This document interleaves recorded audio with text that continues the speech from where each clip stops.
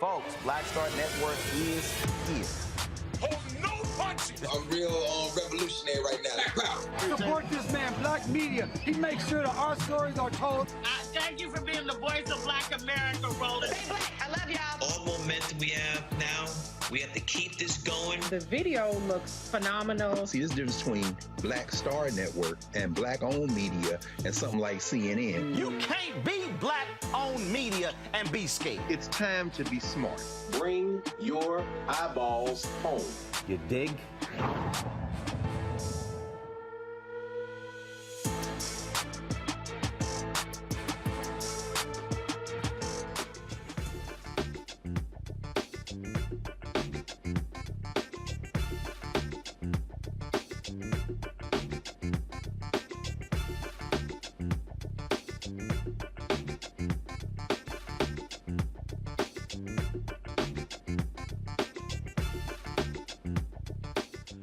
Today is Wednesday, October 12, 2022. Coming up on Roland Martin Unfiltered, streaming live on the Black Star Network. A California whistleblower is outing a racist and misogynistic Instagram page run by federal prison correction officers that makes fun of women getting sexually assaulted and how black men in custody get thrown in solitary confinement for fun. I'll talk to the man who reported this to the Federal Bureau of Prisons. Folks, Tuesday night's LA City Council meeting got real heated as hundreds of protesters took over, calling for the resignations of the 3 Latino council members caught on tape making racist remarks.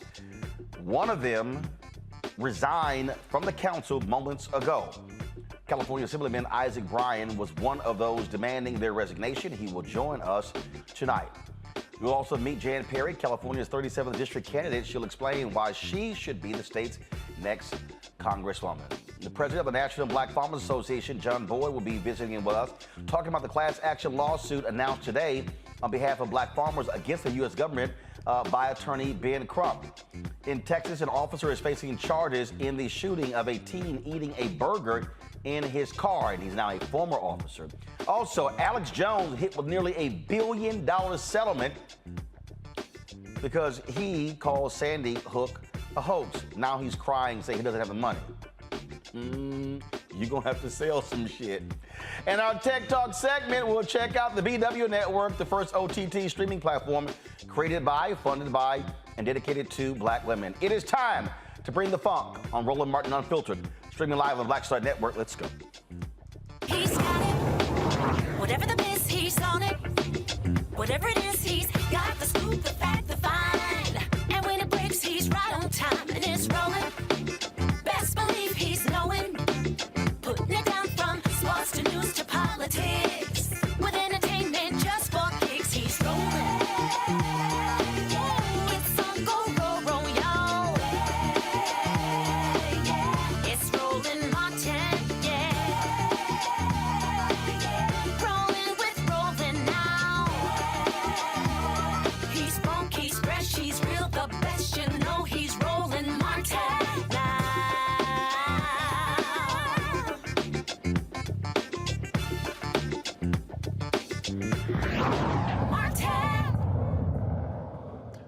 All right, folks, a story about a racist and misogynistic Instagram page mocking women getting sexually assaulted in a California federal prison is making headlines. It also talks about female officers sleeping their way to the top and black men in custody getting thrown in solitary confinement for fun, among other posts.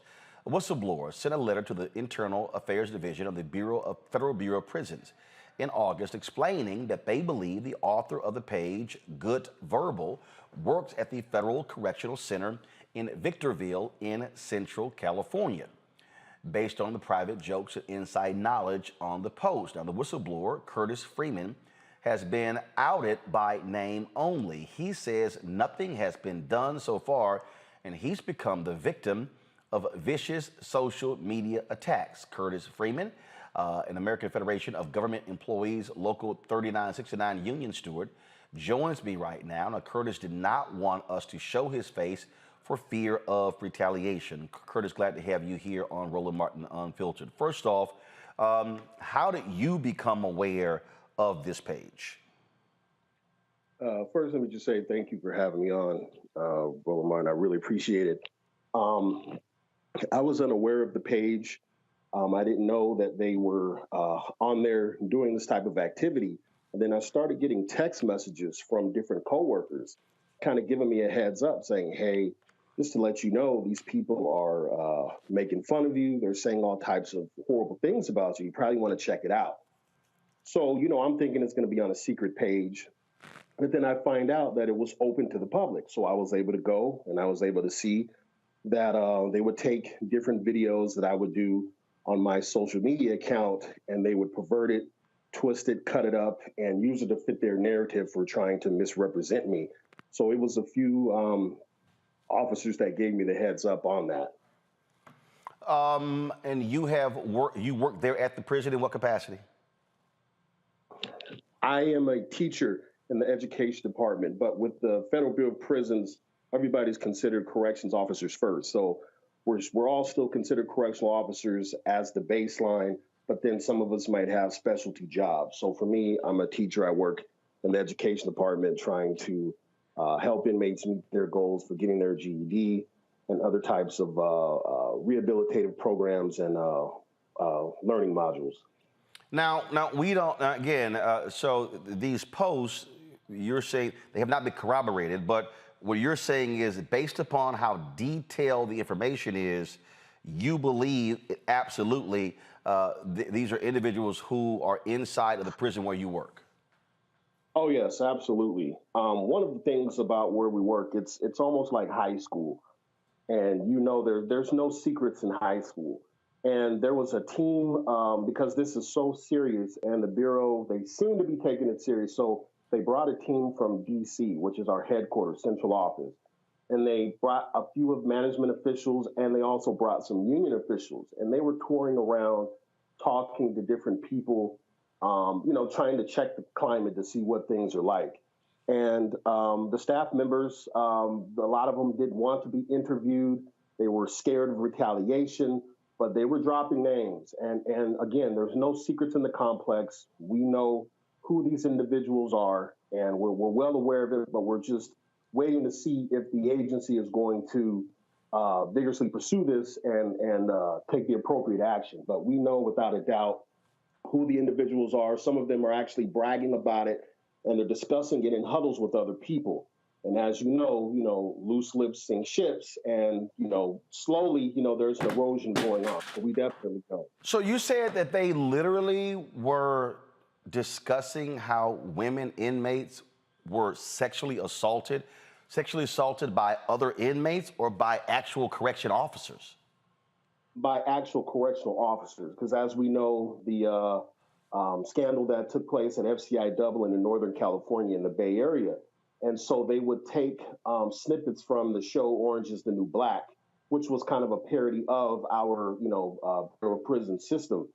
And they showed different scenes, supporting this, what they believe is comedy, talking about, women that were sexually assaulted and abused by staff members. And they doubled down on it. They tripled down on it.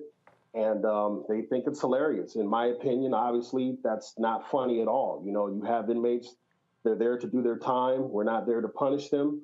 So when you have an inmate that is, you force them to engage in these activities, it's absolutely horrible. But they make light of it. They think it's hilarious. And they're proud of the work that they're doing on social media. And it's very evident and apparent when you go on the websites and you see what they're doing. They're proud of it. And you also talked about them celebrating, if you will, black men thrown in solitary confinement. Are they discussing on this page them being thrown in for no reason whatsoever, just because?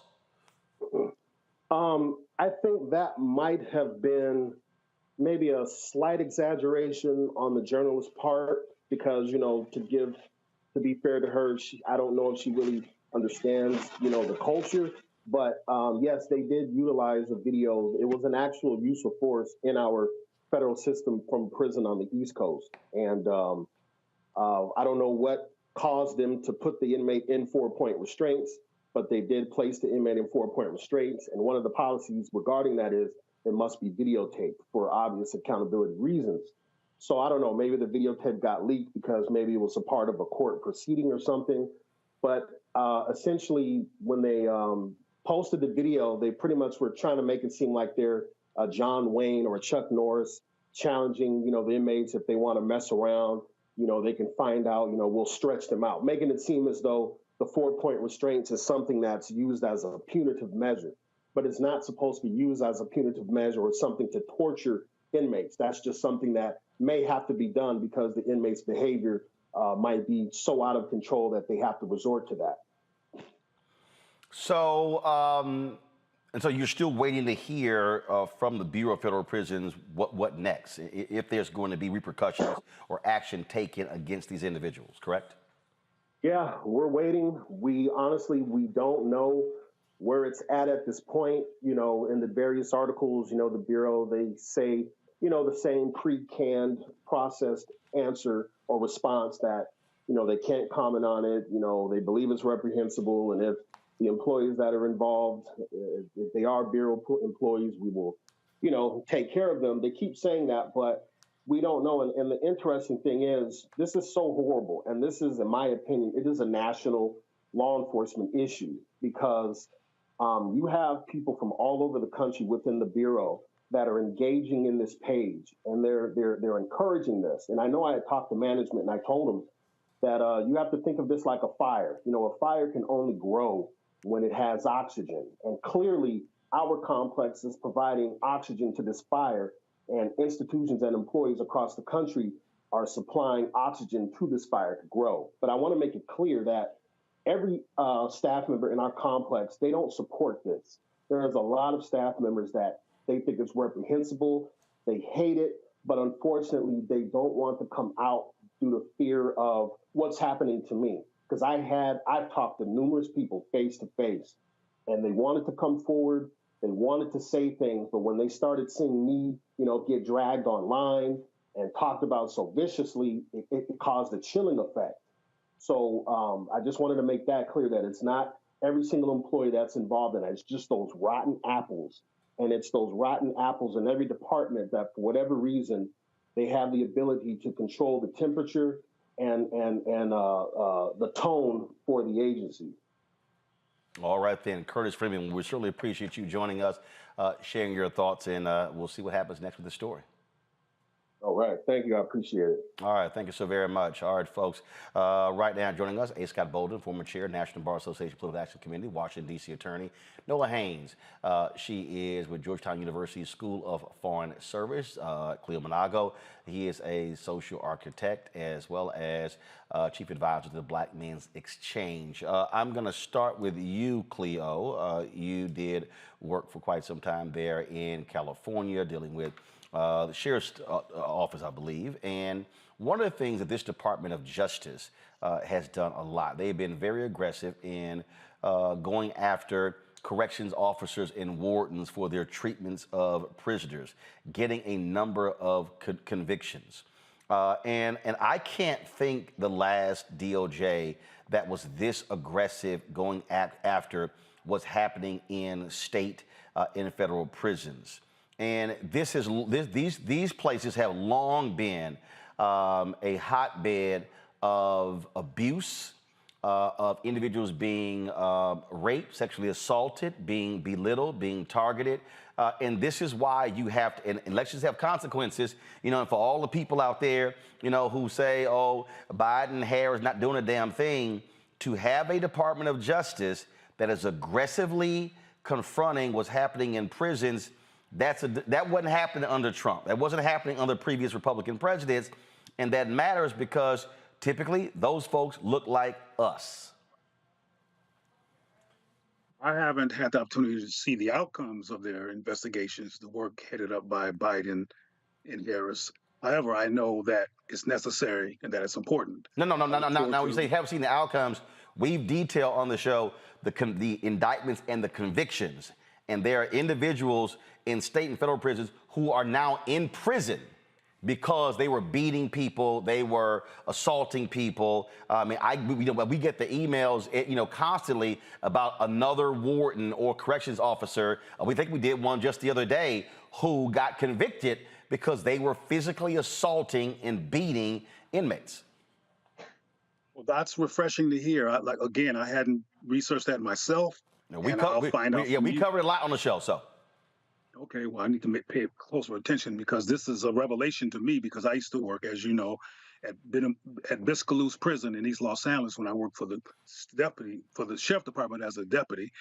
And my first year as a cadet, I had to work in a prison, and that's where I worked. And I saw the most insane abuses and racism and torture and accusations that were not true, and this black men being set up, and I myself, while in uniform, because I protested this, was put in the tank in uniform.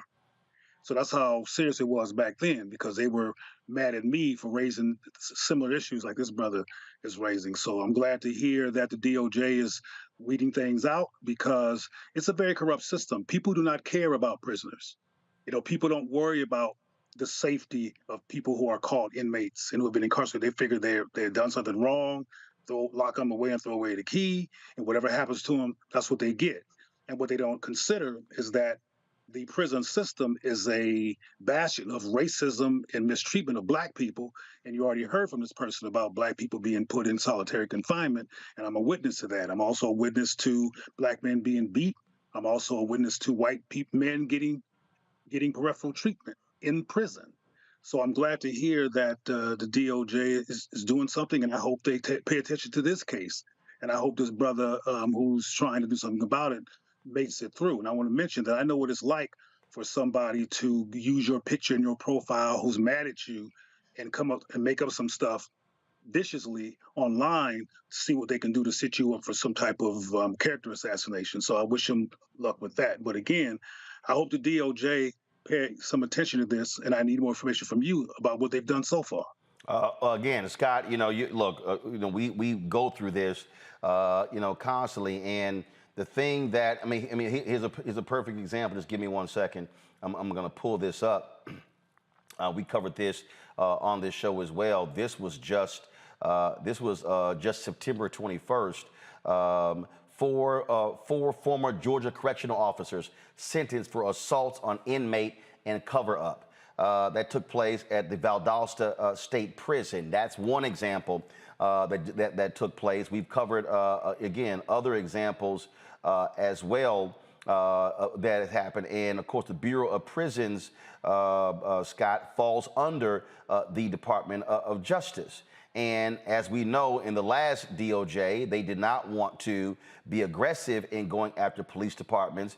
And one of the things that we have, again, just in this society, there's this attitude of once they go to prison, the hell with them. Who cares about them? They don't matter. People actually laugh about the abuse. They laugh about these things. And that's one of the problems in terms of how the public sort of responds and acts as if this is really no big deal when we are talking about when people are in jail. And even though you may go to jail, you still should be treated like a human being. We shouldn't have individuals who are being beaten, who are being sexually harassed. We look at the conditions in Parchman Prison in Mississippi. Individuals and how they were not being fed properly and walking in water and all sort of heinous conditions. And it's just this country, we act as if they're animals, and so the hell with them. That's part of the problem with the public. That's the new enslavement. In the 19th to 20th century, it's new enslavement. You can talk about Mounds Prison Penitentiary in West Virginia with Jimmy Gardner, Collinsville in Joliet, Illinois. You can go to any state or federal prison in this country and find this corruption, because the system is built for corruption, extortion, embezzlement. People who have done something wrong are still human beings, but there's rampant rape and shakedowns and gang activity based on race and color and culture. And so, there's a tolerance of this in the prison system to the detriment of prisoners, but also perpetrated by the actual guards themselves, whether it's rape of women or men, and this type of tolerance. Now, the reality is that this individual who you just had on, Curtis, he's a steward, which means that if they know who put this video up or put the Facebook posting up, they put it up publicly. They're comfortable with exposing this, if you will. And they're probably union members that he's leading, if you will. I doubt it would be management, but it could be management.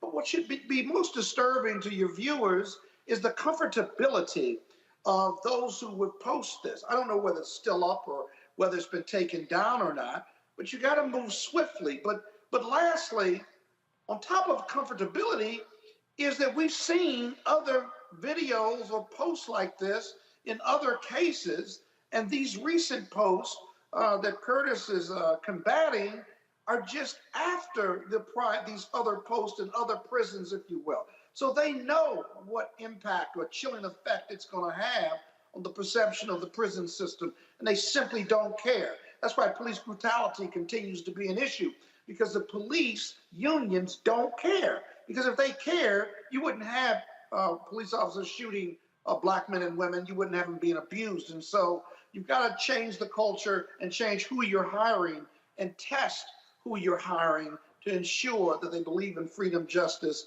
and equality, and that they see prisoners as human beings, not as animals or perps or dogs. Nola, I'm pulling up, again, this is another, he's a perfect example. Hopefully it comes up. Let's see here. September 2nd, from the DOJ, the former deputy warden at the Mississippi State Penitentiary at Parchman was sentenced to prison for assaulting inmates. We've done on this show not just Mississippi, but Kentucky, a number of folks there as well. And so this is why you have to have the oversight in these places in order to protect people. You do not lose your constitutional rights just because you go to prison. Absolutely, you do not. And we're in a moment right now, we are coming out of a Me Too moment. We are coming out of a George Floyd moment. And right now, we are definitely in a moment where the Pandora's box to racism and inhumanity and indignity is in full display. And I think that these sorts of stories only continue to tell a narrative that we've been speaking about for a very long time. As you said, Roland, you talk about these issues on your show all the time, but outside of that, you hear these sorts of stories in many different ways all over the place throughout history. And right now, people are really starting to see that, it's not just Black folks complaining. It's not us just wanting to be loud. It's not us just here we go again, here they go again. No, these things are happening. These dehumanizing things are happening in every single sector. The fact that it's being celebrated on social media, tells another part of this story, just about how much Black life is just thought to be entertainment, to completely dehumanize Black bodies. Historically, when we have people standing in front of lynchings, we have people with photos with different body parts of Black people. Our suffering has always been entertainment. And this is yet another example of it. And my heart goes out not only to Mr. Freeman and what he's incurring, by speaking up to this injustice, but the women that are being brutalized, and it's being also put on social media for entertainment. As our country, as some people try to move our country backward, as some of us try to move forward, we see two things always. We will continue to see that women, that we are just things. We are just ornamental things, apparently. We are not supposed to be active in society. We are supposed to stay home and have children. We are not supposed to work. We are not supposed to be educated. So, of course, our suffering in our bodies will just be entertainment. And the same has always been for the Black male body. We can go all the way back to slavery and talk about how the Black male body has always been a source of awe and entertainment. And this is just yet another ugly episode of this.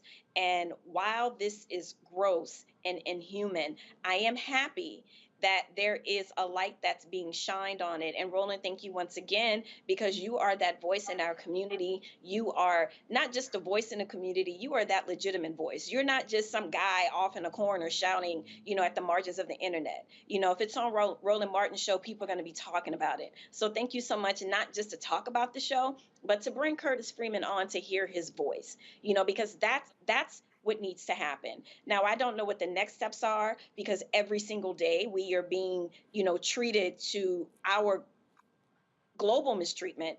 I don't know what the next steps are, but each day we're getting fed the bits of information about how we are being treated in every single situation. And there needs to be a lot of conversation and discussion about how do we move forward. I know we're going to talk about LA a little later on, but this is yet another example of what happened at the city council. Okay, that happened. People were outed. People now see who you are. So what are we going to do about it? And that's where I'm at with all of this. Absolutely. And again, I just want, and again, the reason I'm going through this is because I need people to understand that the work is actually being done. The work is literally being done as we speak. This right here from August 29th. Again, this is where Christian Clark gets credit for that civil rights division. August 29th.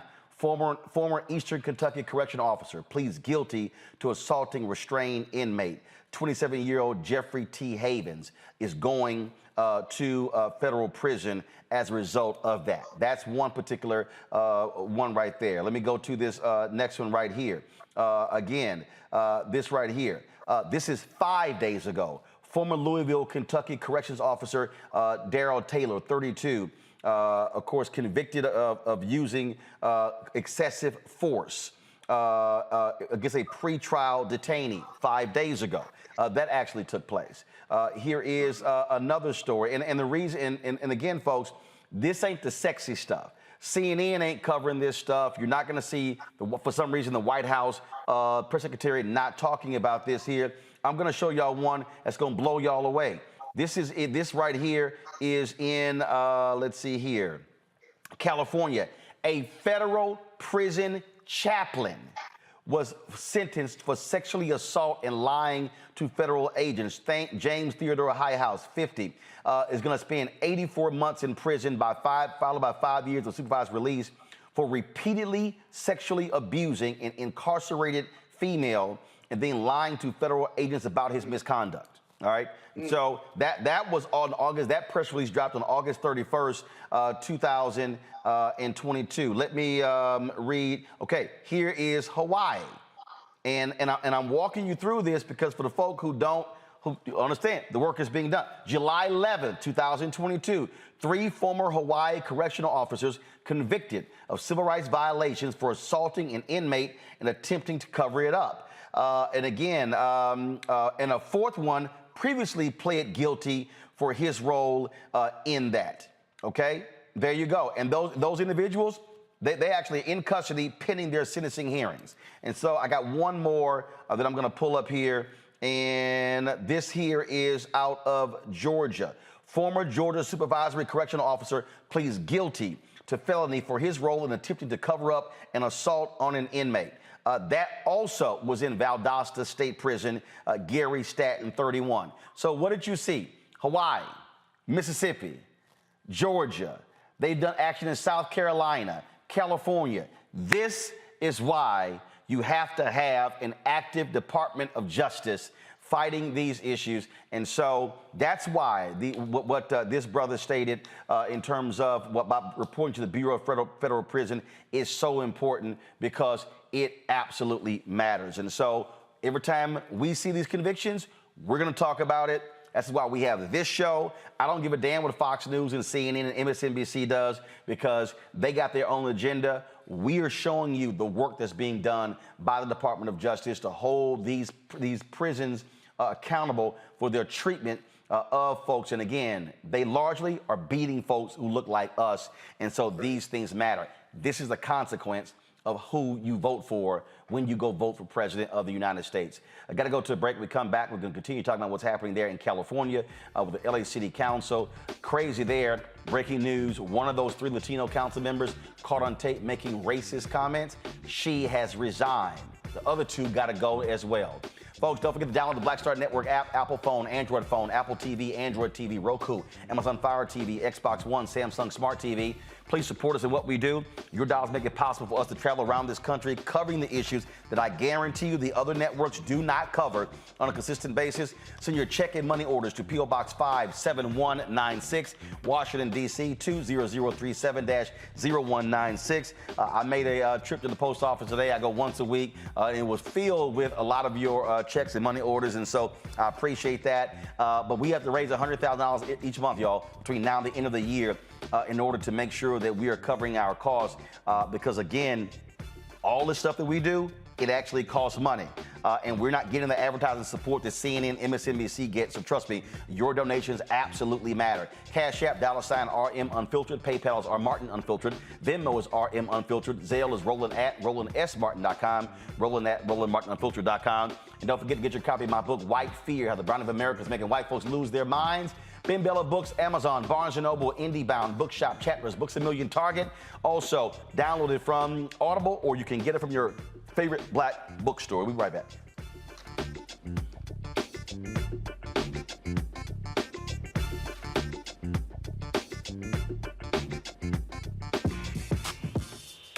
When we invest in ourselves, our glow, our vision, our vibe, we all shine. Together, we are Black beyond measure. Libraries empower the community with education. Liberia Economic Development Initiative, LEDI, is hosting the International Life Changers Awards and Liberia's bicentennial to celebrate LEDI building the country's first modern public library and technology center. Join event host Roland Martin. Our honorees, Reverend Dr. Jamal Bryant, Zernona Clayton, Thomas Dortch Jr., Dana Lupton, Dr. Tammy Graysteel on October 29th at the CNN Center, Atlanta. There are no public libraries in Liberia, but together we can change that. Get tickets at ledinow.org. When we invest in ourselves, we all shine. Together, we are Black beyond measure. Hey, I'm Donnie Simpson. Hi, I'm Eric Nolan. I'm Shantae Moore. Hi, my name is LaToya Luckett, and you're watching Roland Martin Unfiltered.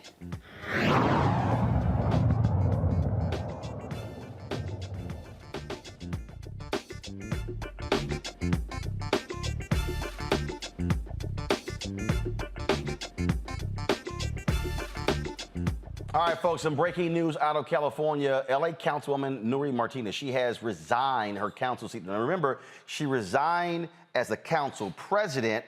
She now has resigned her seat from the city council. She was one of 3 city council members who was caught on tape making racist remarks about African Americans, about the black child of a fellow city council member.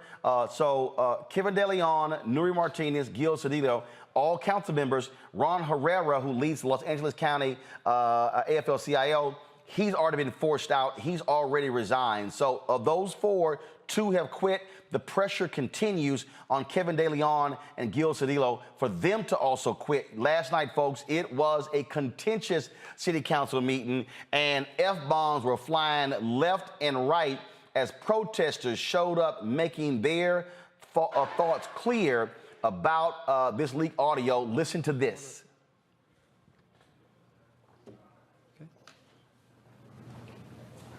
First of all, fuck you, fuck De Leon, fuck Nury, and fuck Cedillo. Fuck this whole meeting right here because it's illegitimate. The people are shutting this shit down afterwards. This whole thing is racist. The fact that they had the audacity to sit here in front of the people that they mocked, that they minimized, that they demonized, that they marginalized is unacceptable. The fact that you are trying to continue with business as usual is unacceptable.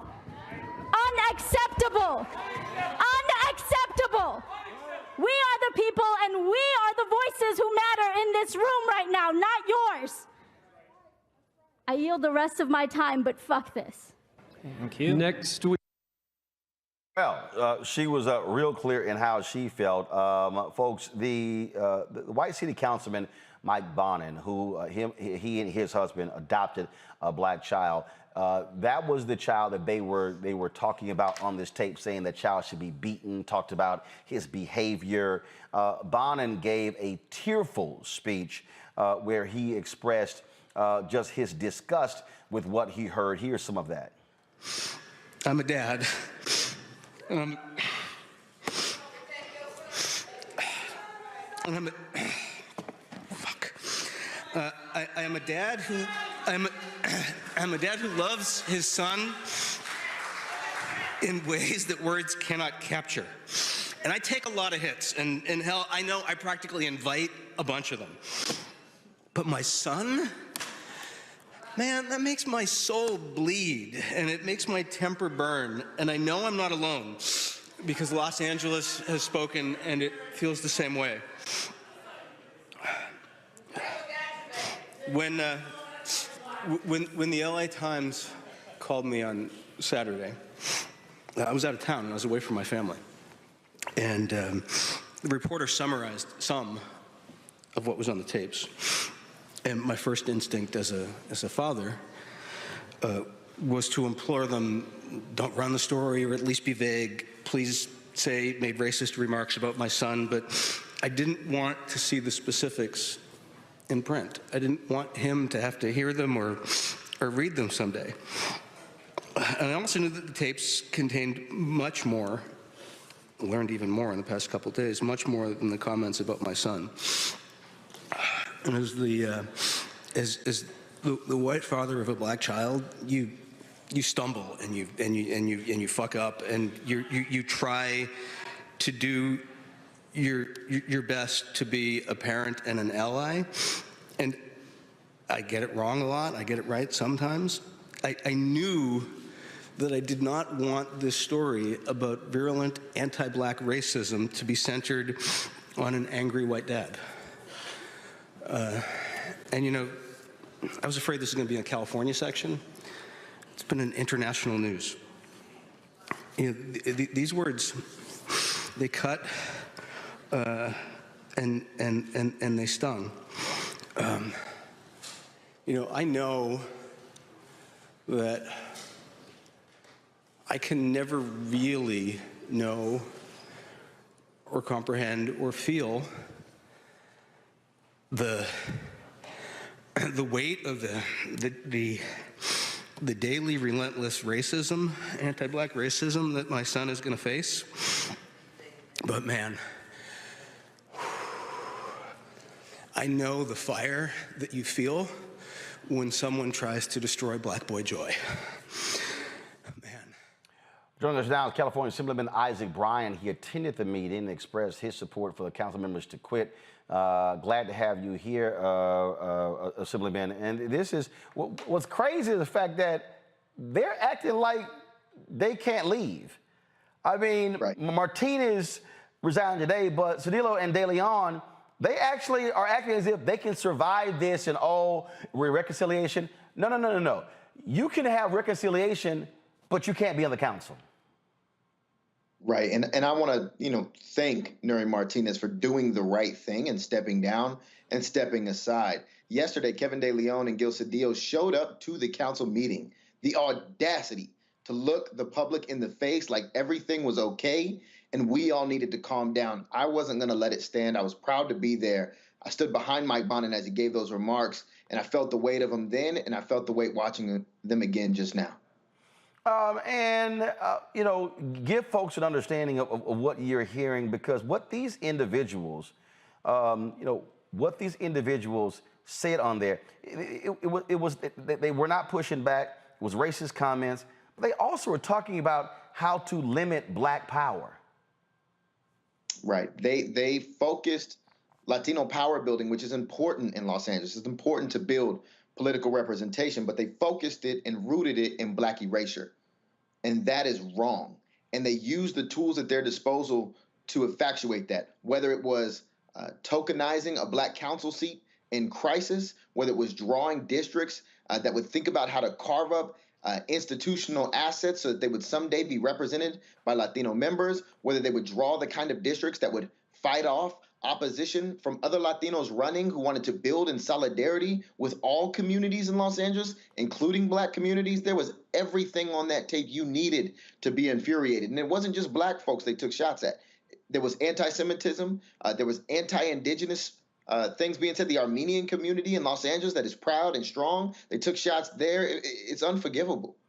I'm looking at this tweet right here from Tennille, who's a justice journalist, and he says here, wild to see some of the most recent tweets by Kevin De Leon about the work he and Nuri Martinez were supposedly doing on behalf of tenants right before the leak of a recording that exposed how they were redistricting in Los Angeles to dilute the power of renters. I mean, so we now know exactly how they felt in real time because of what they actually said that came out of their mouths as opposed to these BS tweets.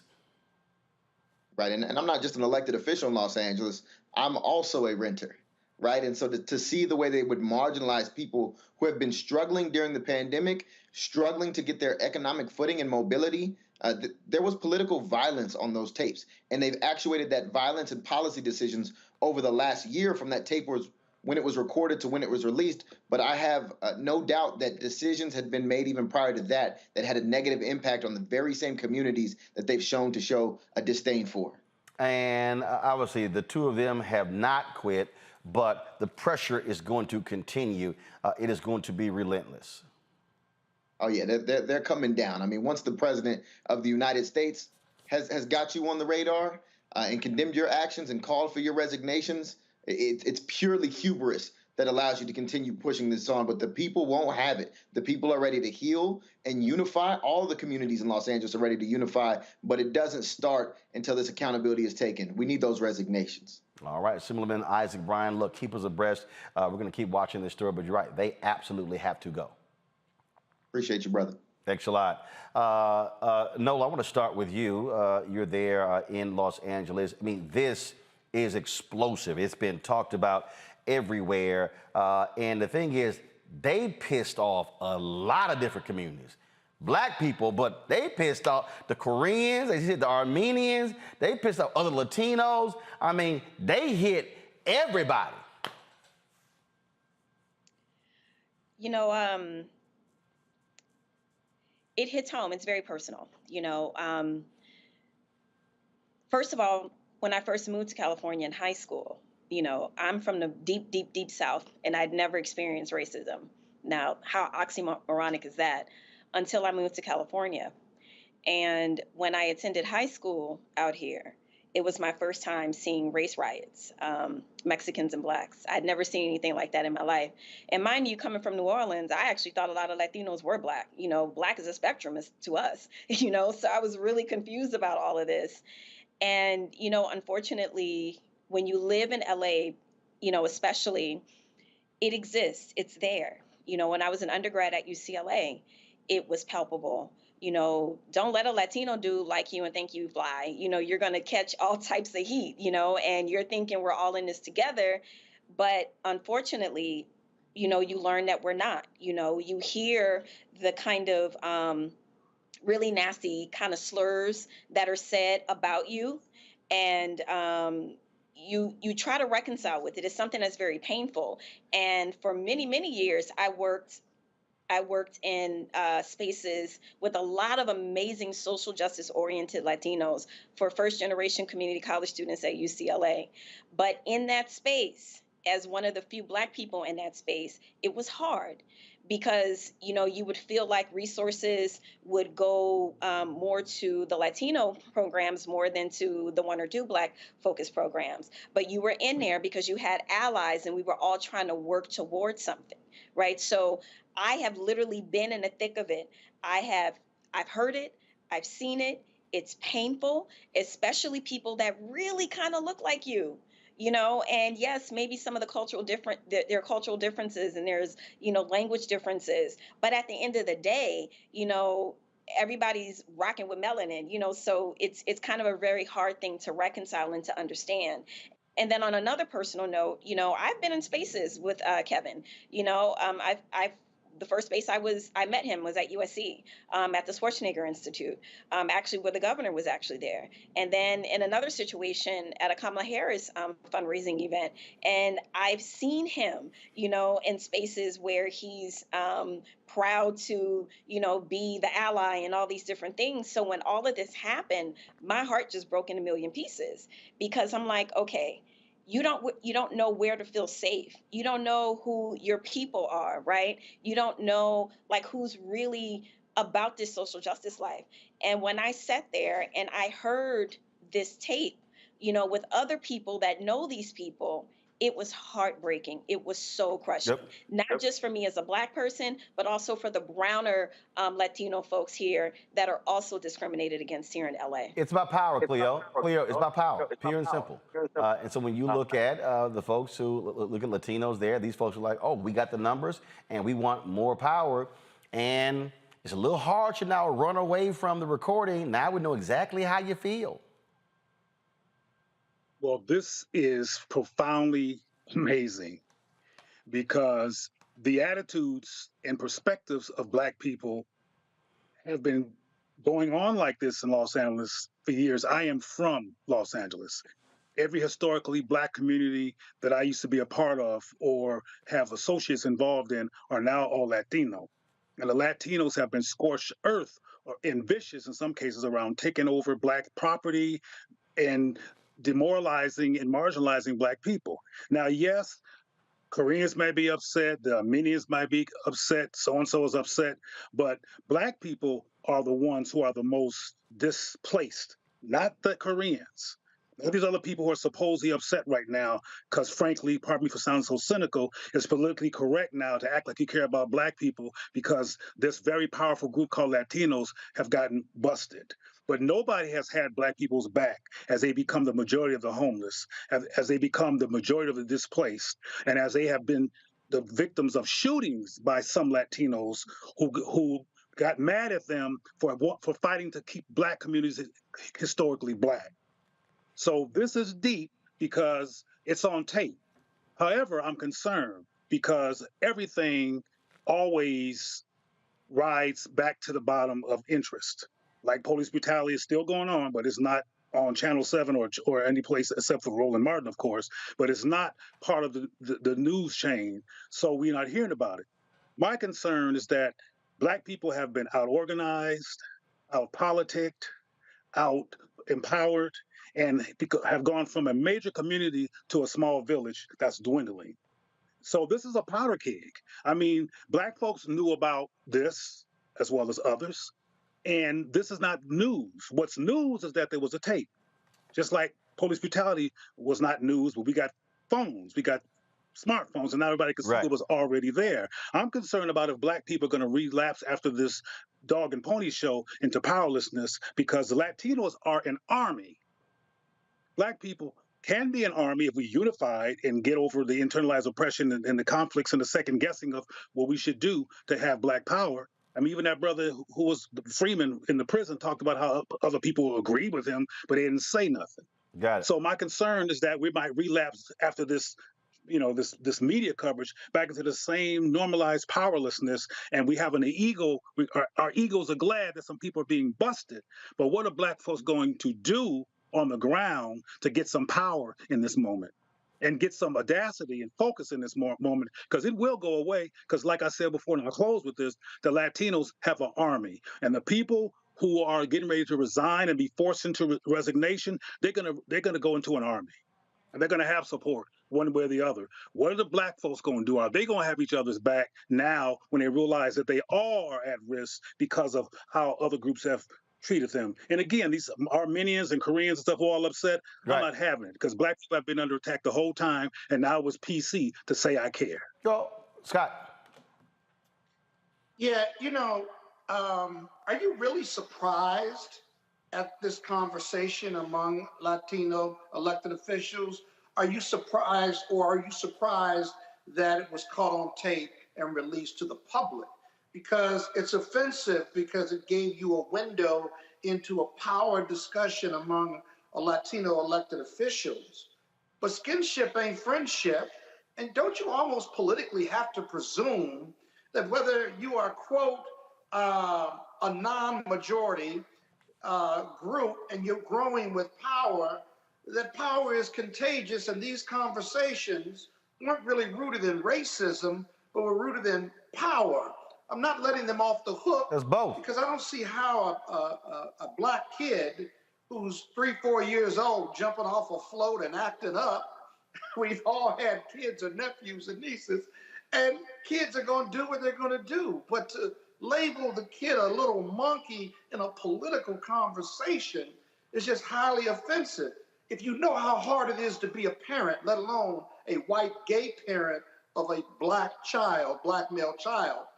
So I'm not surprised that the conversations take place, because I think those conversations take place in black political conversations, white, Hispanic, Korean, you name it, but they let their hair down and somebody reported it, right? Good. All of us have to have respectful political conversations, but not to the detriment of other groups of color. And to me, that's the most offensive part. Well, bottom line is this here. Now we know how they feel.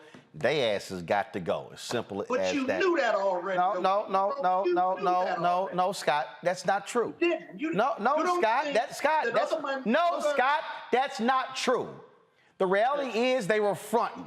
And they do what? No, Scott, no, you can't presume. Okay? You can't presume. And here's the deal. There are people all around the country, Scott, all around the country. There are people all around the country who front real well. They say the right things in front of other people. They tweet the right things. But in their private situations, it comes out. And the only way we actually know is when tapes are revealed. So bottom line is this here. And again, power and racism go together.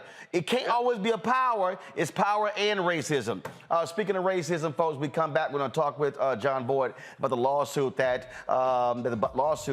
Ben Crump is filing on behalf of the black farmers against the federal government. Of course, they are still waiting to get their part of the billions of dollars Congress set aside. White folks are now suing, saying, oh, this is unfair, but they were not crying when Trump gave the $25 billion out and mostly went to white farmers. We'll talk with John Boyd next, right here on Roland Martin Unfiltered. Also, Alex Jones, he might start trying to have to sell some of his stuff because he got slapped today with a nearly $1 billion judgment for his comments regarding the Sandy Hook families. Wait till I show y'all a little crying he did with Steve Bannon. Oh my God, I don't have the money. They gonna come up for your ass. See what happens? See what happens when you just run your little mouth? You know what, matter of fact, that's a video I'm gonna play, because he messed around and he found out. Folks, download the Black Star Network app, Apple phone, Android phone, Apple TV, Android TV, Roku, Amazon Fire TV, Xbox One, Samsung Smart TV. Y'all watch it on YouTube and Facebook. Hit the damn like button. It ain't that hard, okay? Y'all riding for free. Hit the like button and then you commenting, all right? When I come back, we should be at more than 1,100 or 1,500 likes on our YouTube page, okay? So get it done right now. Stop playing around. Also, join our Bring the Funk fan club. Send your check and money orders to P.O. Box 57196, Washington, D.C., 20037-0196. Cash App, $RM Unfiltered. PayPal's R Martin Unfiltered. Venmo is RM Unfiltered. Zelle is Roland@RolandSMartin.com. Roland@RolandMartinUnfiltered.com. And get your copy of White Fear, How the Browning of America is Making White Folks Lose Their Minds. Ben Bella Books, Amazon, Barnes & Noble, IndieBound, Bookshop, Chapters, Books A Million, Target. Also download from Audible, and you can order through your favorite black bookstore. I'll be right back.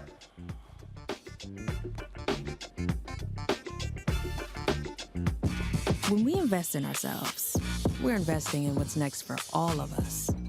Growing, creating, making moves that move us all forward. Together, we are black beyond measure. Pull up a chair, take your seat.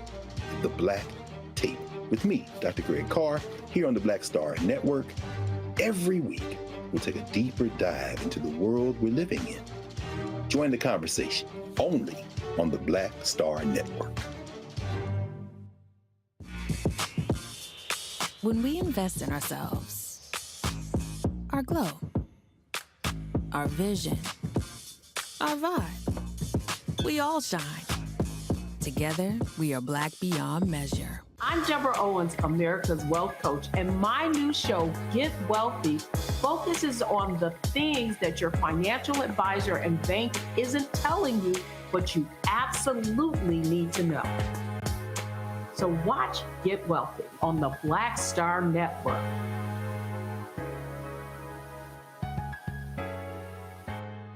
When you talk about blackness and what happens in black culture, we're about covering these things that matter to us, speaking to our issues and concerns. This is a genuine people-powered movement. There's a lot of stuff that we're not getting. You get it, and you spread the word. We wish to plead our own cause.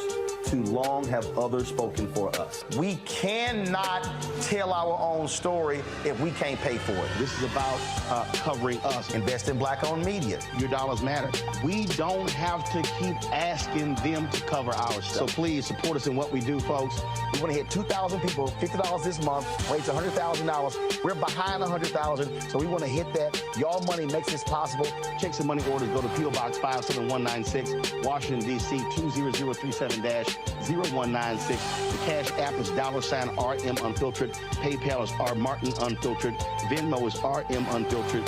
Zelle is Roland at RolandSMartin.com. Hey, what's up, everybody? It's Godfrey, the funniest dude on the planet. Hi, I'm Israel Houghton. Apparently, the other message I did was not fun enough. So this is fun. You are watching Roland Martin, my man, Unfiltered.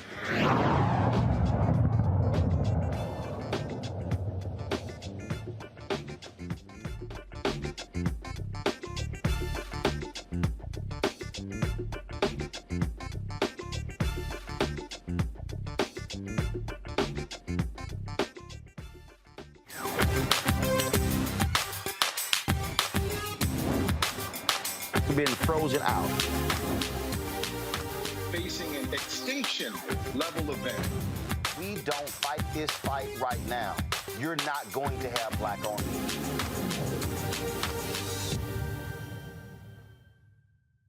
Black farmers are tired of waiting for their part of the $4 billion debt relief program. Now they are taking the federal government to court in a class action lawsuit. The plaintiffs say the government went back on its word to black and other minority farmers when the relief program after white farmers complained and filed a lawsuit. Today, Attorney Ben Crump announced he was filing this national lawsuit on behalf of the National Black Farmers Association. They have been greatly impacted by racism when it comes to the U.S. Department of Agriculture. They've been fighting for a very long time, and then finally, when the money was allocated by Congress, they thought finally some relief. Well, then you had white farmers led by that racist Stephen Miller, who worked for Donald Trump. They filed a lawsuit claiming reverse racism, that this was grossly unfair, even though under Donald Trump, some $25 billion went out to farmers, and black farmers barely got any of that money. Joining us now is John Boyd. He is the president of the National Black Farmers Association. John, I'm glad to have you on the show. This is what the USDA announced. They released a statement. They said the USDA strongly supported the ARPA Section 1005 program and was ready to make payments to direct loan borrowers. However, the $5 billion that was intended to help farmers was frozen by 3 nationwide injunctions that prevented USDA from getting payments out the door. The government vigorously defended this program in the courts, but because of these injunctions, the $5 billion provided in ARPA remained frozen. This litigation would likely have not been resolved for years. Your response to that? Well, I don't think the administration moved quickly enough to get the money out in the first place. So they had enough time to get the actual debt relief to black farmers, but instead they drug their feet and allowed white farmers not just to file one suit. They filed 12 different lawsuits in very conservative courts, and they picked conservative judges to file these complaints in. Mm-hmm. So while my dad said the grass is growing, the cows are starving. So we still didn't get the money. Mm-hmm. And then the administration came out and repealed it and replaced the language. Now, when you say repealed it, what does that mean? They repealed the $5 billion in debt relief. Well, $4 billion in debt relief, and there was $1 billion for discrimination. We're going to talk about that too. But they actually repealed it and replaced it with language that says farmers who have been distressed. So now we have to compete with white farmers in this actual pool of money to roll. And so instead of the money's going to the 14,000 black and other farmers of color, and I want to remind you, those 14,000 are actual farmers. Those are the persons who actually own land, which is why I was fighting so very, very hard for debt relief. And white farmers said, well, you know, it's unconstitutional. It's some new loan program that has excluded white farmers. is anything further from the truth. Debt relief, I was on your show in 2009 saying how we didn't get injunctive relief in two forms. Land and inventory, the government had 1.5 million acres of land that came from black farmers, and we were supposed to get the land back. I didn't get my land back through my settlement, and none of the other black farmers got it. And the second part of that injunctive relief was the actual debt relief. So white farmers was getting debt relief the whole time with ease in this country, while black farmers were getting farm foreclosure notices like we're getting today since the language has been repealed, Roland. So here you have the Biden administration saying, look, we tried to do all that we could. And your deal is like, no, you could have done more. Absolutely, absolutely. And so now, in essence, y'all are in limbo. Y'all are stuck. At the end of the day, you're frozen. You can't get the money. People are still dealing with the issues, dealing with COVID. And it's sort of like you got to wait till this thing is resolved in the courts, which could take years. And they said that's why they repealed it. But also, what the repeal did is open Pandora's box. So now the administration, USDA, started foreclosing on black farmers. And that's why I was asking the leadership, Senator Chuck Schumer had a meeting with him about a week or so ago, Clyburn and other leaders, Democratic leaders, to put a real farm moratorium in place while the administration try to figure out what the sand world they're doing. We should not still be losing our land because the administration drug its feet. And Roland, you also covered when they said they were sending former Secretary Vilsack back to USDA. As you know, I wanted Marcia Fudge, and I think I would have had far more better results with former Congresswoman Marcia Fudge than we're getting with Secretary Vilsack. Vilsack is a very skilled politician where he says just enough to get by as far as it goes for black farmers.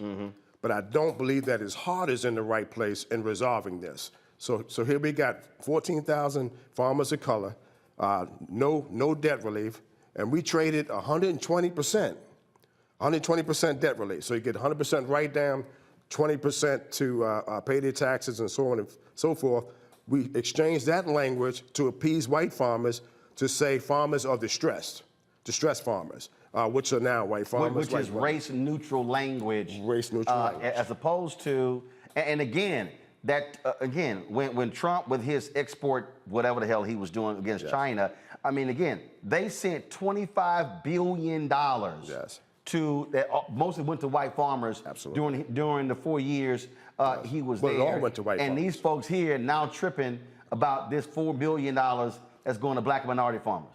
Well, and that's the case here. And what the listener needs to understand is 1.9 trillion acres of land in this country. Black farmers own 20 million acres of land. Why do you have to have all of our land out of 1.9 trillion acres of land in this country? Why do you need every single acre that came from black farmers in this country? And they're still trying to take our land. So for the people that don't understand what the fight is about saving historical land that came from slave families, sharecropping families who were able to buy land after the Civil War. We don't want to lose another foot, another acre for some nonsense. And I'm trying to actually find that was a graph somebody had put out that showed the amount of land that black farmers have lost over the years. From the Virginia Delmarva line all the way down Mississippi, Arkansas, Louisiana. That's where you're going to find black farmers in this country, in the Deep South. Wherever there was a footprint of slavery and sharecropping, that's where you're going to find black farmers. And that's what the whole fight is about. And that's why I was pushing President Biden to put a real farm moratorium in place that would include guaranteed loans through these banks who got bailed out and they still want to take our farms, direct loans, and other agricultural lending institutions such as Farm Credit should not be selling our farms while we're trying to figure what the sand world the administration is doing. Questions from the panel. Scott, I'll start with you. Yeah, good evening. The issue with the legislation was that it was race-based versus race-neutral. And you had these legal injunctions. And so you've got a lot of legal hurdles to come over. And I presume you're not a lawyer, but from a legal strategy point, Are you suing for all the past ills of black farmers, or are you suing to get your $4 billion that was promised but then later repealed? What was this question, Roland? Are you suing for in totality, or are you suing trying to get the $4 billion? We're suing to get debt relief for all 14,000 farmers of color. That's the first thing.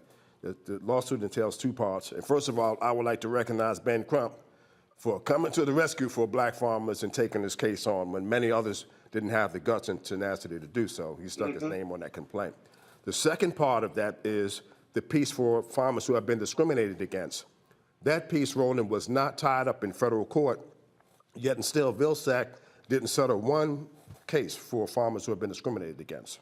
So now they want me to believe all of a sudden he's going to put this measure in place for me. It's like the fox watching the hen house. I'm going to trust the very agency that discriminated against black farmers to all of a sudden, we're going to fix this for you, John, right now. Just bear along with us. That's the message that I'm getting from the administration. So the lawsuit entails those two. Mr. Bonner, who was out there today, they've garnished his Social Security check. They're trying to foreclose on his farm. The man's 80 years old. His wife died a couple years ago. Why are you trying to take this man's farm when he was supposed to get 120% debt relief from the United States government? Wow. Cleo. My first question is, how long has Mr. Crump been with you?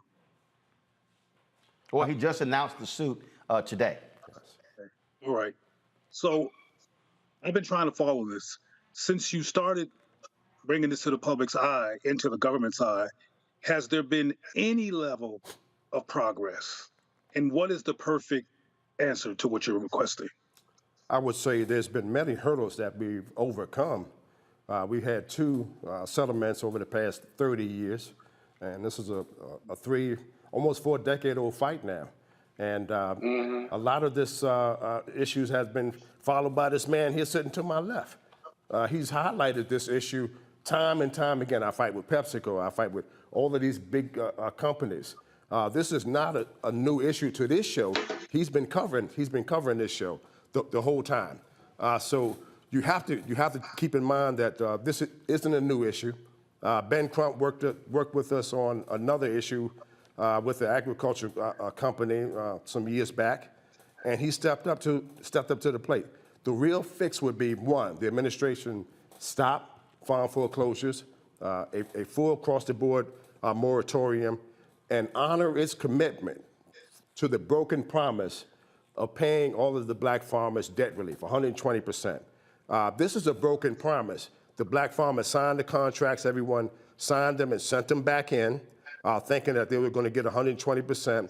They made other financial obligations based on the 120% letter that we got from USDA, and then they repealed it. And they repealed it and then say, well, you know, boy, we don't want you to say anything about this. Just bite the bullet and look the other way. I can't do that to people like John Bonner, who is out on that mall today. And we bought our mule here today, Roland. Yep. My old mules are dead. I've been fighting this so long, struggling 40 acres. They dead. I got a new mule. His name is Jesus. A new white mule. Show the mule. Show the video. And I bought him up on the mall today. Name Jesus. Yes. Okay. Jesus is the mule's name. And I figure, you know what? Right. We got to have Jesus if we want to overcome the struggle of our forefathers. This fight is about our forefathers. Many generations, Roland, that me and you and others leaders in this country, we're standing on their shoulders. Yep. And we can't let them down by losing all of our land. If we lose all of our land, people, we've lost all of our history, all of our knowledge, all of our well-being, all of our family structure came from the farm. And for these proud black people, guess what? You're only 2 or 3 generations away from somebody's farm. You may not want to admit it. They may say, oh, I ain't never going back to the farm. Don't run away from the land. Land is power. Right. Food is power. Guess what? We're facing a food shortage. Yep. If you know a black farmer, you need to be his friend today and go out and buy his produce. Nola. Well, thank you, first of all, so much for this fight, this continued fight. As a very proud Southerner and going to Shibuya, Mississippi every single summer on my family's farm, I really do appreciate the organic everything, the lifestyle, and just the rich culture and history that exists on Black farms. So my question is for you.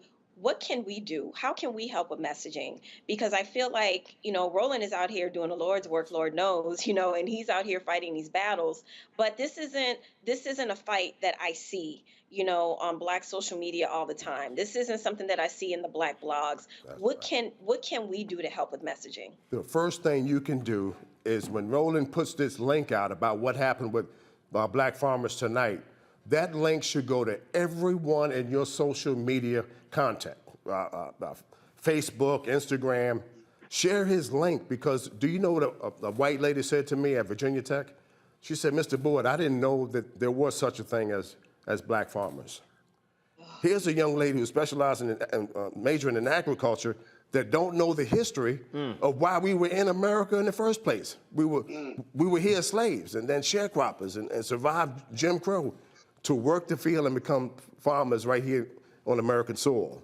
So the best thing you can do is to share that information, share this segment, and spread it around. Everybody should have this segment in their inbox today on somebody's social media.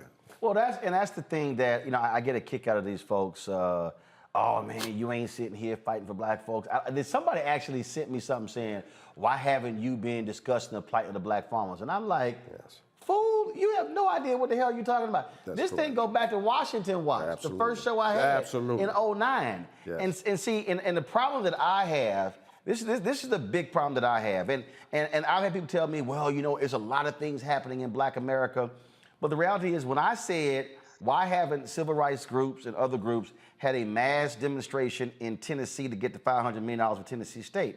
The reality is, y'all have been doing this, and our large civil rights groups and other groups have not brought their folks out. And what I keep saying to people is, and the reason we played that "Where's Our Money" stinger before, this is about land, it's about money and power. And what happens is, what we do is, we turn out in mass numbers for police shootings. We sure do. We turn out in mass numbers for criminal justice, which I totally understand. Yes. We turn out in mass numbers what's happening in Los Angeles. Yes. This right here, this is a money issue. Yes. And I keep saying, if you ain't discussing the money, you're not having an American conversation. You missed the boat. And so the battle has been trying to get Black folks to understand this issue, and this is not, I'm having a slavery flashback. No, it literally is, as Chuck D always says, they ain't making no more land. They ain't making another foot of land.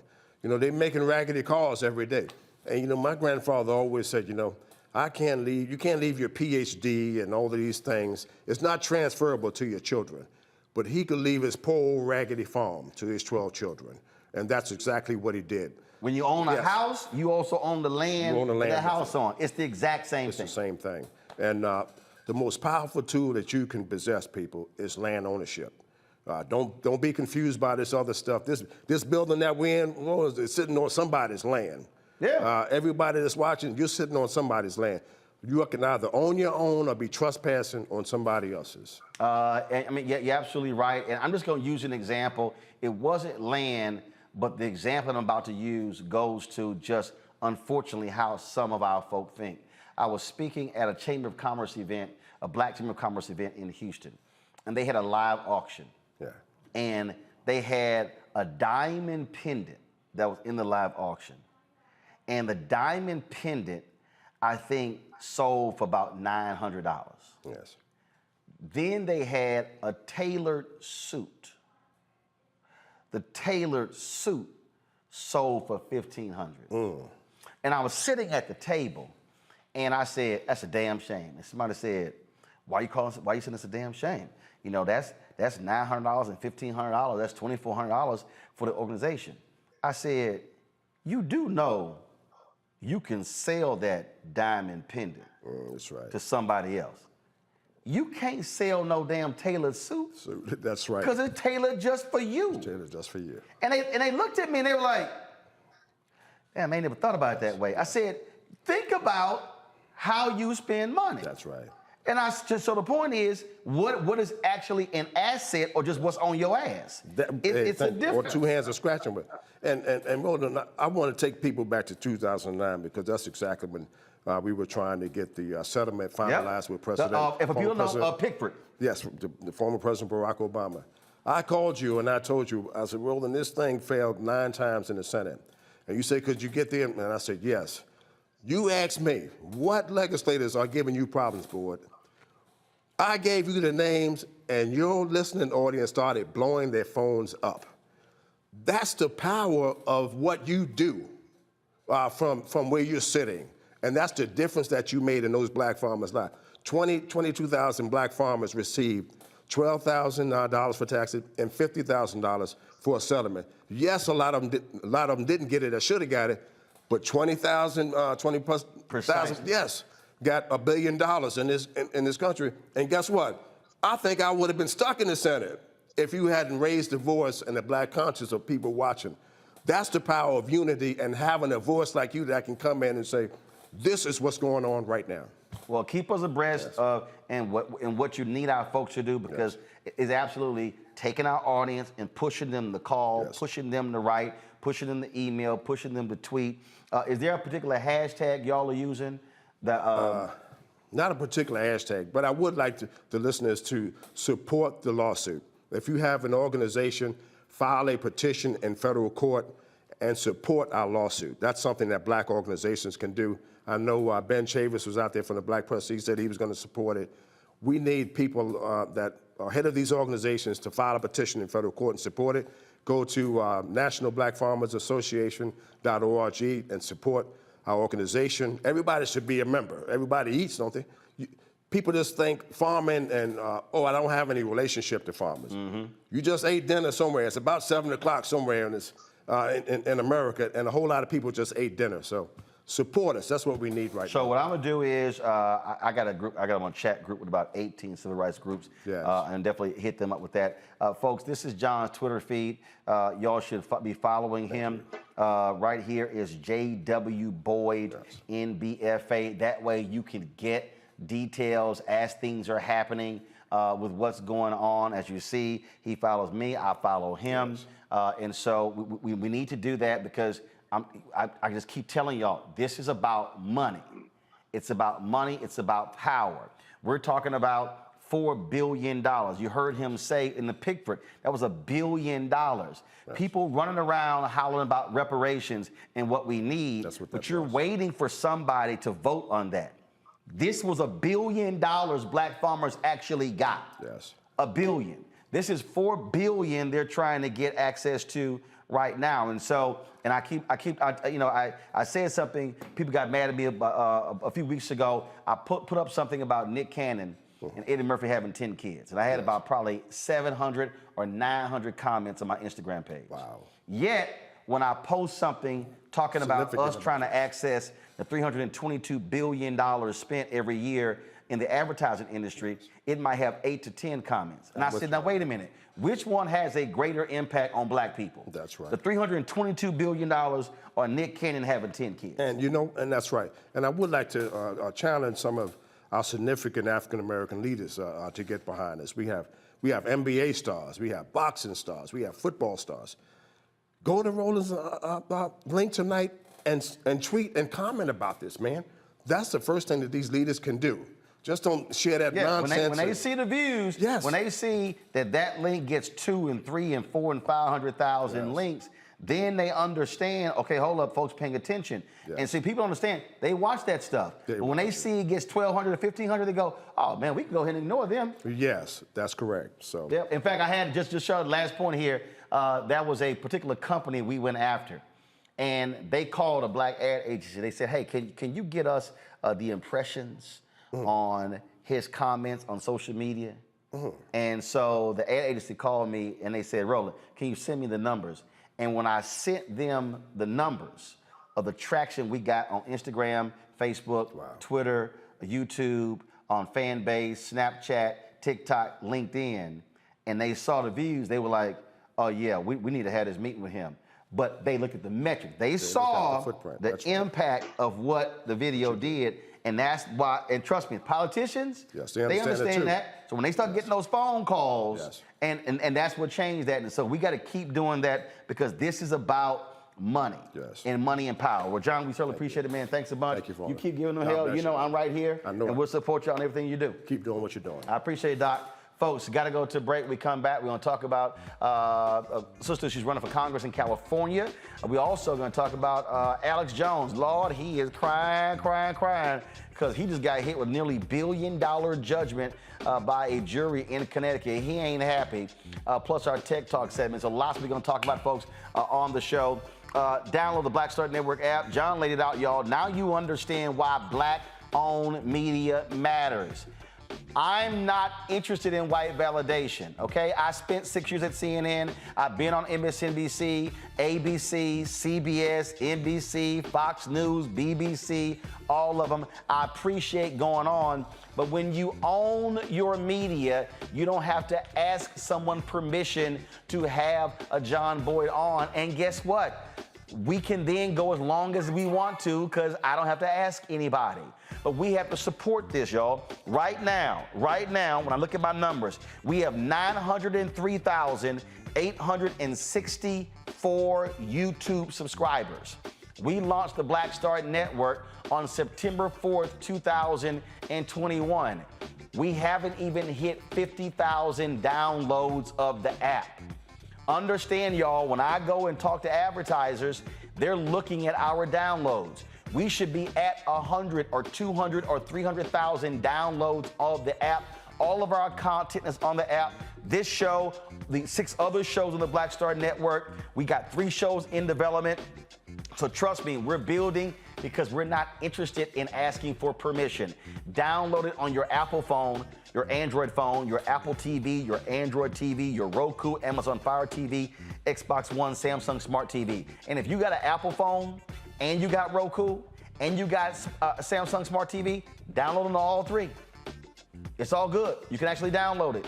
Trust me, these things matter. Also, your dollars matter when you support our Bring the Funk fan club. I can't tell you enough about the resources. We are in a constant battle. People ask me all the time, man, I wish you can cover this and cover that. I can't cover stuff for free. You know why? I got crew, gotta pay them, airfare, per diem, hotel room, gas in the vehicle. That's all real. And so we're not bringing in $600-700 million like MSNBC or 800-900 million like CNN or 1.5 billion like Fox. So when people say, man, I wish we could give a black CNN, y'all already know what the hell that even means because you don't understand how much money they're actually getting paid. And so trust me, when I tell you we need 2,000 people this month in October giving an average of $50. If you can give more, great. If you can't give that, we appreciate every dollar. If 2,000 of our people, like right now, there are 3,000 people literally watching on our YouTube channel right now. If 2,000 people this month gave $50, that's $100,000. Let me be clear with y'all. I need y'all to understand. Our monthly expenses are $184,000. $184,000. That's this show, 6 shows, rent.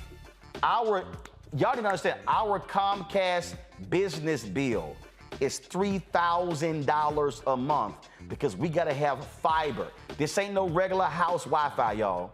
And so understand when I'm walking y'all through what expenses are, this is real, and so your dollars matter.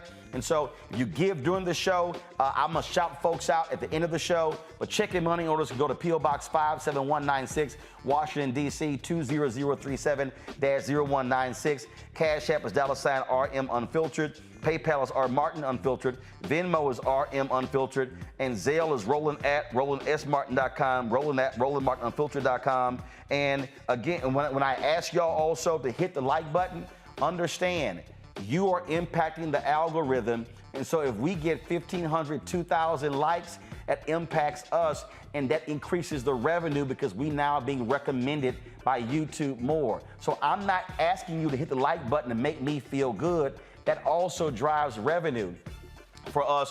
And I can tell you last month we had a record amount of revenue on YouTube. We were $70,000 higher than we've ever hit because people were recommending our videos. And so when John says, click, recommend the link, hit the like button and forward it, that also drives revenue. So I just need y'all to understand what's going on here. So please support us. Got to go to a break. We'll be right back on Roland Martin Unfiltered.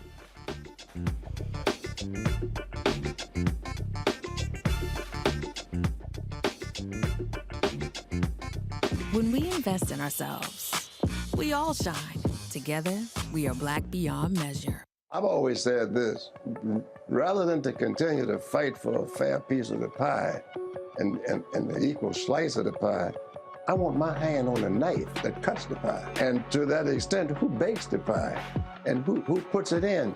And that's one of the things that got me involved in going into politics in the first instance. I'm tired of people making decisions for me and mine. I want to be a part of that decision-making process. And luckily, it has paid off in terms of seeing the progress that many people in America have made, particularly people of color. One thing bothers me now that we seem to be losing that. By saying that we've got to be more concerned with other people than those people who were here. We built America.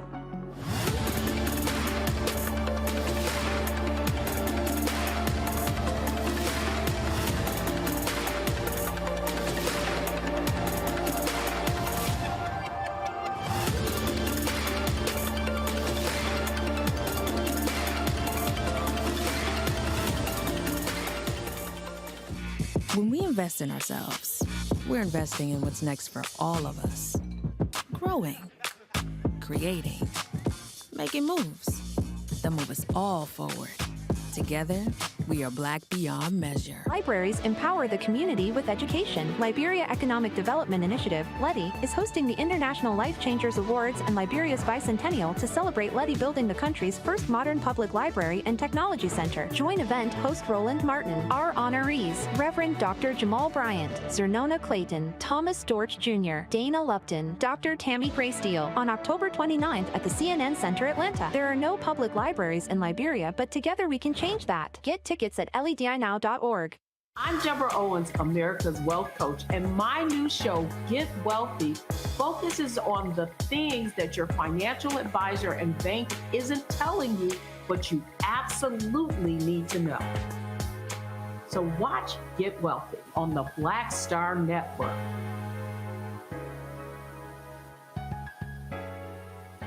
Hatred on the streets, a horrific scene, a white nationalist rally that descended into deadly violence.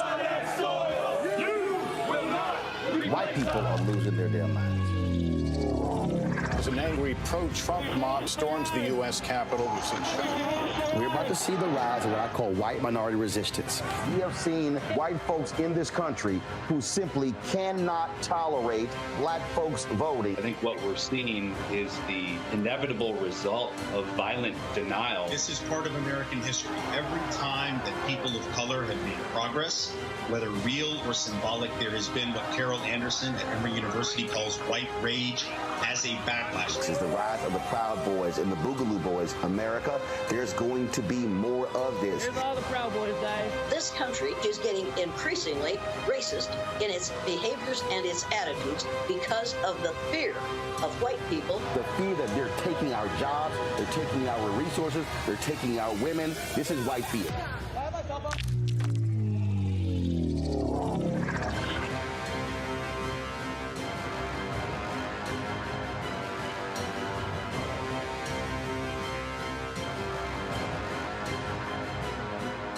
I'm Shantae Moore. Hi, I'm BB Winans. Hey, I'm Donnie Simpson. What's up? I'm Lance Gross, and you're watching Roland Martin Unfiltered.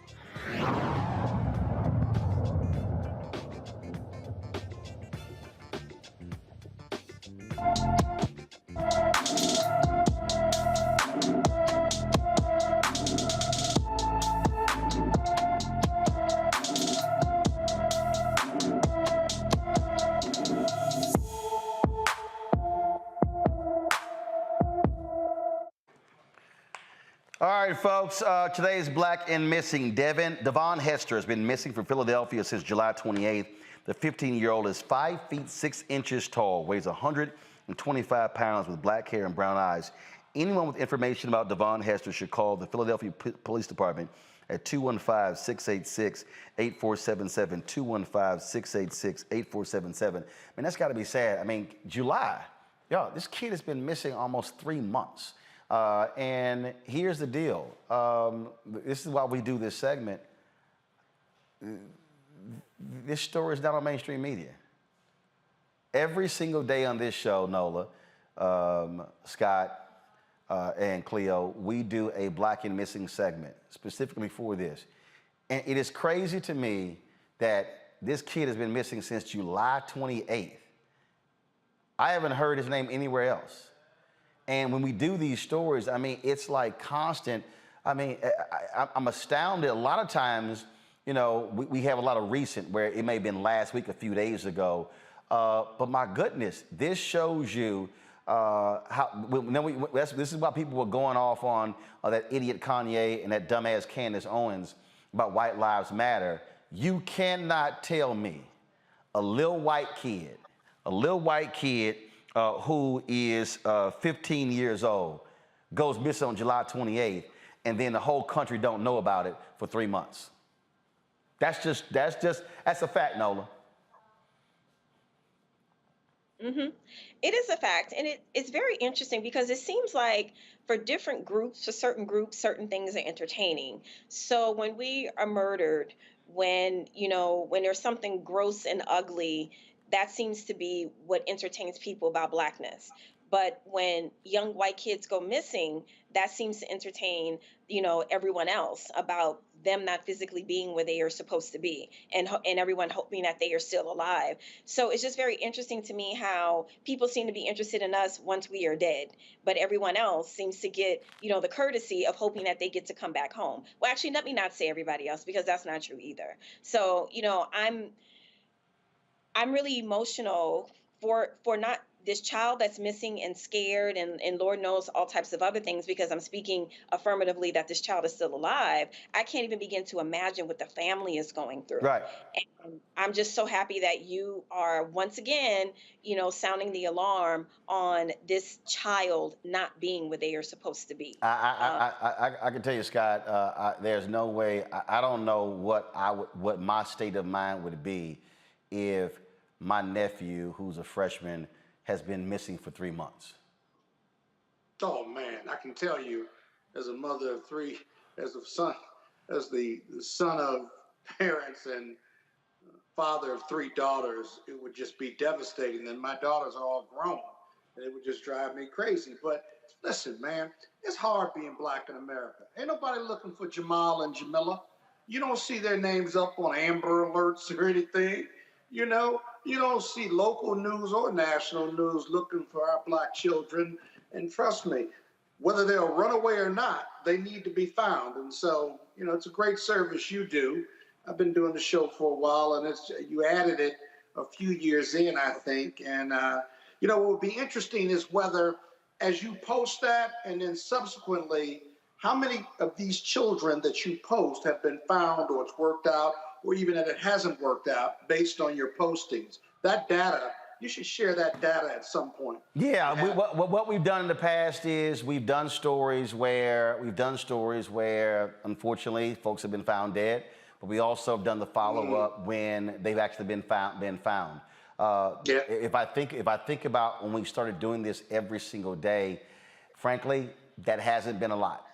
It hasn't been a lot when they've actually been found alive. And so many of the folks that we've actually mentioned in this segment still to this day have not been found. Wow. And that Cleo is just heartbreaking. And may never be found. Right. And so we talk about how significant human trafficking is in this country, and we're talking about people who literally come up missing and we never hear from them again. Yeah. Roland, I'm very moved by you putting this issue on display like this and alerting our community and whoever else is watching about this phenomenon, because like so many things affecting Black people, this one is missing. And yes, we often talk about how CNN and the other white news networks don't cover it. But what always concerns me as a behaviorist is that Black children are witnessing this neglect.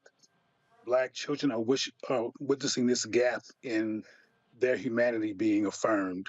And I'm telling you from doing talks all over the country and having spoke to several mental health conferences as a keynote, et cetera, that we are not engaging our children and inviting them to unpack or even detect their own trauma that they're living with. And they get neglected because we keep on acting like we can't talk to them about quote unquote race things because we don't want them to be angry. But I'm here to tell you in your audience that that white folks ignores, okay, that's interesting. But we're ignoring our children's mental health inadvertently by not inviting them into a conversation about, baby, how do you feel about this information, including that Black children are missing and that they're not getting the kind of press that white kids get, these realities, police brutality, et cetera, that Black children are witnessing. I've spoken at conferences before where I address the young people in the audience, and particularly the boy children, sometimes start weeping because this is a patriarchal society. Despite the gains made by women, overall, the presumption is men first, men are the most important. And historically, Black males in a patriarchal society have not been allowed to be fully male in terms of being in control of their lives and their destiny, Black men in particular. And boys are feeling this attack on them. Yep. And there's not a whole lot of space being created for them to actually bring voice to that trauma.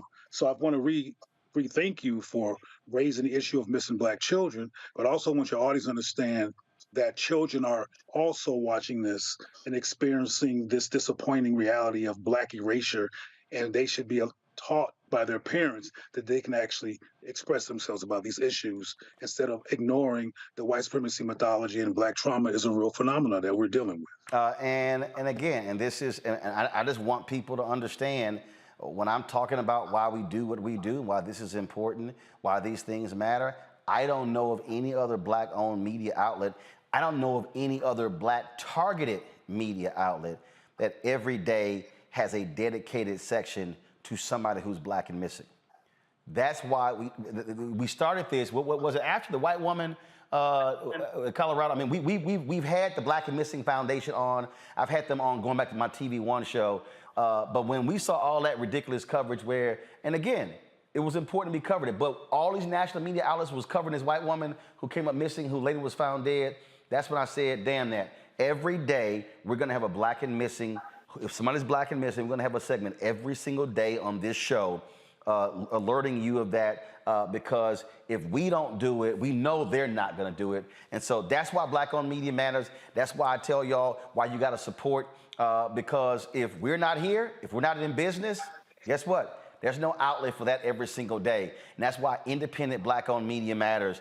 And I just, it's amazing, you know, people, you know, I hear these people, they out here, they talk all this nonsense about, oh, new Black media, who doing this, who doing that. It's a whole bunch of people out here who are claiming to be Black media, and all they're doing is talking about what other folk not doing. But they're not doing anything on the affirmative. They're just sitting here involved in gossip. I don't care about those people. I tell them, y'all watch, listen to those people, go right ahead. They mean nothing to me. But this is about how we affirm Black people. And so hopefully by profiling this every single day, somebody will see that picture or see that name and then will call somebody and say, hey, I saw Roland Martin's show and I just saw this kid and call the cops.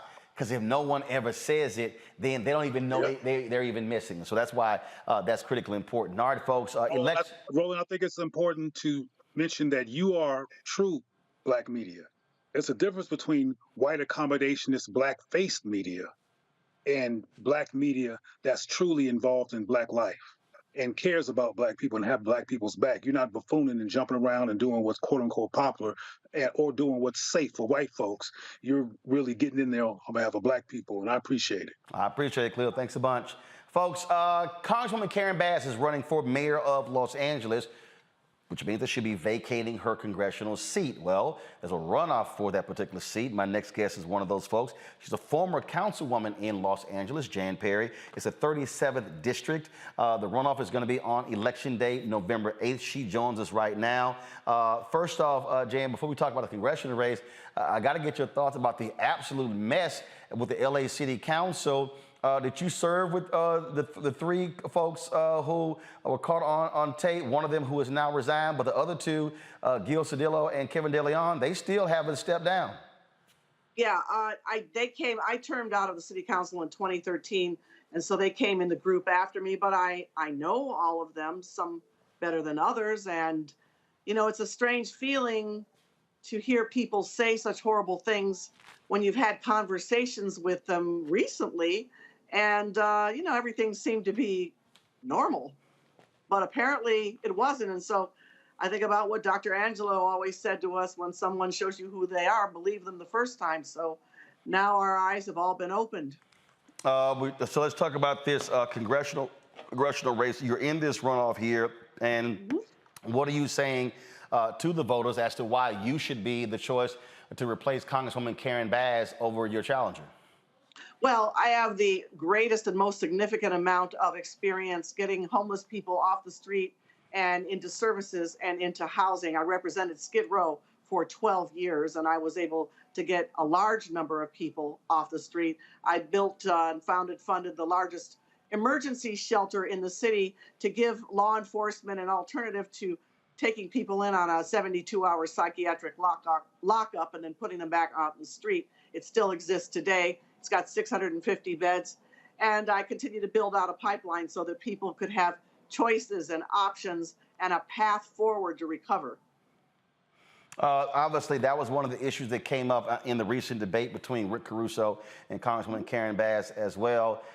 And also, you have a lot of attention on that, but you also have a lot of attention. Republicans are talking about crime, and that's also appealing to Democrats. But I keep telling people you can't deal with the crime issue unless you deal with the economic issue, the housing issue, the food issue, and the mental health issue. Right. Because we have serious mental health issues here that you don't have to go very far to find, because these are people living under the freeway overpasses, on the sidewalks. I was just downtown today in the industrial area, and the people were telling me about, you know, folks setting fire to their tents, burning up the block. So it's serious. This is not something that can be ignored. And I would say that mental health recovery services is at the top of the list. Absolutely. From an economic standpoint, what are you saying that you would do for the residents in your particular district, especially African Americans, being able to access and gaining equality economically? Okay. Well, first thing that I have to tell you is that COVID laid bare all the things that we knew intuitively, but COVID made it very, very clear. The lack of broadband access for families, for children who were at home for more than a year, and therefore no adequate internet access. That hurts the whole family. It cuts the children off, leaves them behind in their path to learning and moving forward. It also hurts small businesses in our community. And I know you're familiar with the demographics of Los Angeles. So, you know, people live everywhere. But, you know, there's still a high concentration of African Americans in the middle of the basin in the areas that have been historic. I'm sure you know what they are. But, you know, so we got some infrastructure issues. We have small business issues. We have the need to continue to build out that system of housing that's affordable. We're losing our single family homes that, you know, your parents, my parents, grandparents may have been able to get with a GI Bill after World War II.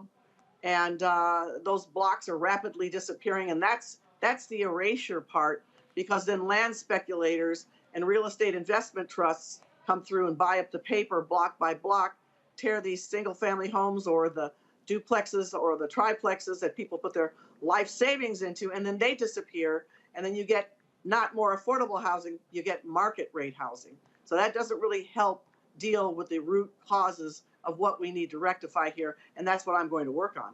All right, then. Jan Perry, good luck in your race. It'll be one of the many races that we'll be watching, of course, on election night as Democrats try to hold on to the House and also try to hold on and expand their lead in the United States Senate. Thank you very much, Roland. All right, folks, going to a break. We come back. Alex Jones.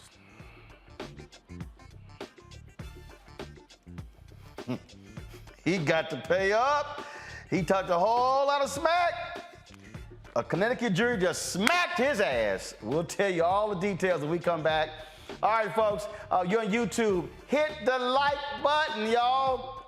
Listen, hit the damn like button. How is it 3,000 y'all watching and we don't even have 3,000 likes? It's a click. It's free. It don't cost you nothing. My Lord, hit the button. All right, y'all. Don't forget also download the Black Star Network app, Apple phone, Android phone, Apple TV, Android TV, Roku, Amazon Fire TV, Xbox One, Samsung Smart TV.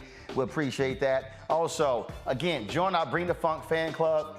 Y'all, I'm not joking when I tell y'all what we're doing. I told y'all our Comcast bill every month is $3,000. The rent on this place is $15,500. When you talk about what we're doing here, we have to finish installing our lighting grid here in this studio. That's going to be an additional $10,000. Come to me. So you see right here, folks, you're watching me on a robotic camera. We got literally 9 other robotic cameras all around this studio. We're going to finish up the green screen because we've got on election night, we're planning a minimum of 6 hours of coverage on election night. We're going to have probably 30 people coming through our studio space. We've got to be sure to get our furniture in here as well. And so when I talk about what the monthly expenses are, that's us not even traveling, covering stuff. That's $184,000. That's covering 15 staff members. That's covering the 6 shows that we do, producing those shows. And I told you, in 2 weeks, hopefully by October 24th, we'll be launching our 24-hour streaming channel. We have signed a deal with Amazon. It's going to be on Prime Video, Amazon Fire, and we're also negotiating with several other people for our 24-hour streaming channel. And so when you're watching this show on our OTT platform, we're going to be literally streaming a 24-hour streaming channel, those costs as well. And so we're truly building a black media network. That's what we're doing. This was never about me having a show. It was about providing opportunities for others. And so we've got 6 shows we do every single week. This is 2 hours a day. Faraji Muhammad's show is 2 hours a day. We have daily shows, of course, from Greg Carr, Deborah Owens, Jackie Hood Martin, Stephanie Humphrey, of course, Rolling with Roland. It airs every 2 weeks. A great interview with former Virginia Governor Douglas Wilder right now. And then there's another daily show with a female host we're working on. It's in development. We've got a fitness show that we're working on, a cooking show that we're working on. So those 3 shows we want to launch in January 2023. And so a lot of things are happening, but it takes dollars. So yeah, I'm fighting hard. I was meeting with a major bank in New York last week about advertising. There was a major deal. I cannot wait till we announce that we just agreed to. As well, I'm dealing with several other corporations. I'm going to Chicago next Wednesday to speak to a major corporation as well. And so I am fighting the fight on the advertising side, but your dollars also matter. You have made it possible. And I'm telling y'all, our fan base, you've been critical in terms of the resources you provided for us to be able to do what we do. In excess of $600,000 last year that you gave, but our goal is to hit, if we get, but the goal is still 20,000 total fans contributing on average $50, which comes out to be $1 million a year. $50, y'all, is $4.19 a month, 13 cents a day. That's literally what we're talking about. Some people have given more, some have given less. We're looking for an average of 50, and so that matters. And so please, send your check and money orders to P.O. Box 57196, Washington, D.C. 20037-0196. Cash App, $RM Unfiltered. PayPal is R Martin Unfiltered. Venmo is RM Unfiltered. Zelle is Roland at RolandSMartin.com. Roland at RolandMartinUnfiltered.com. We'll be right back.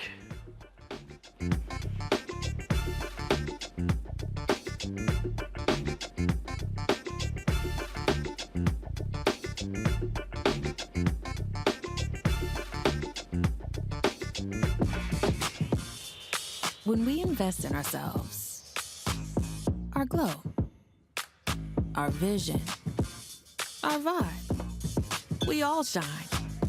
Together, we are Black beyond measure. Hi, I'm Dr. Jackie Hood Martin, and I have a question for you. Ever feel as if your life is teetering and the weight and pressure of the world is consistently on your shoulders? Well, let me tell you, living a balanced life isn't easy. Join me each Tuesday on Black Star Network for A Balanced Life with Dr. Jackie. We'll laugh together, cry together, pull ourselves together, and cheer each other on. So join me for new shows each Tuesday on Black Star Network, A Balanced Life with Dr. Jackie.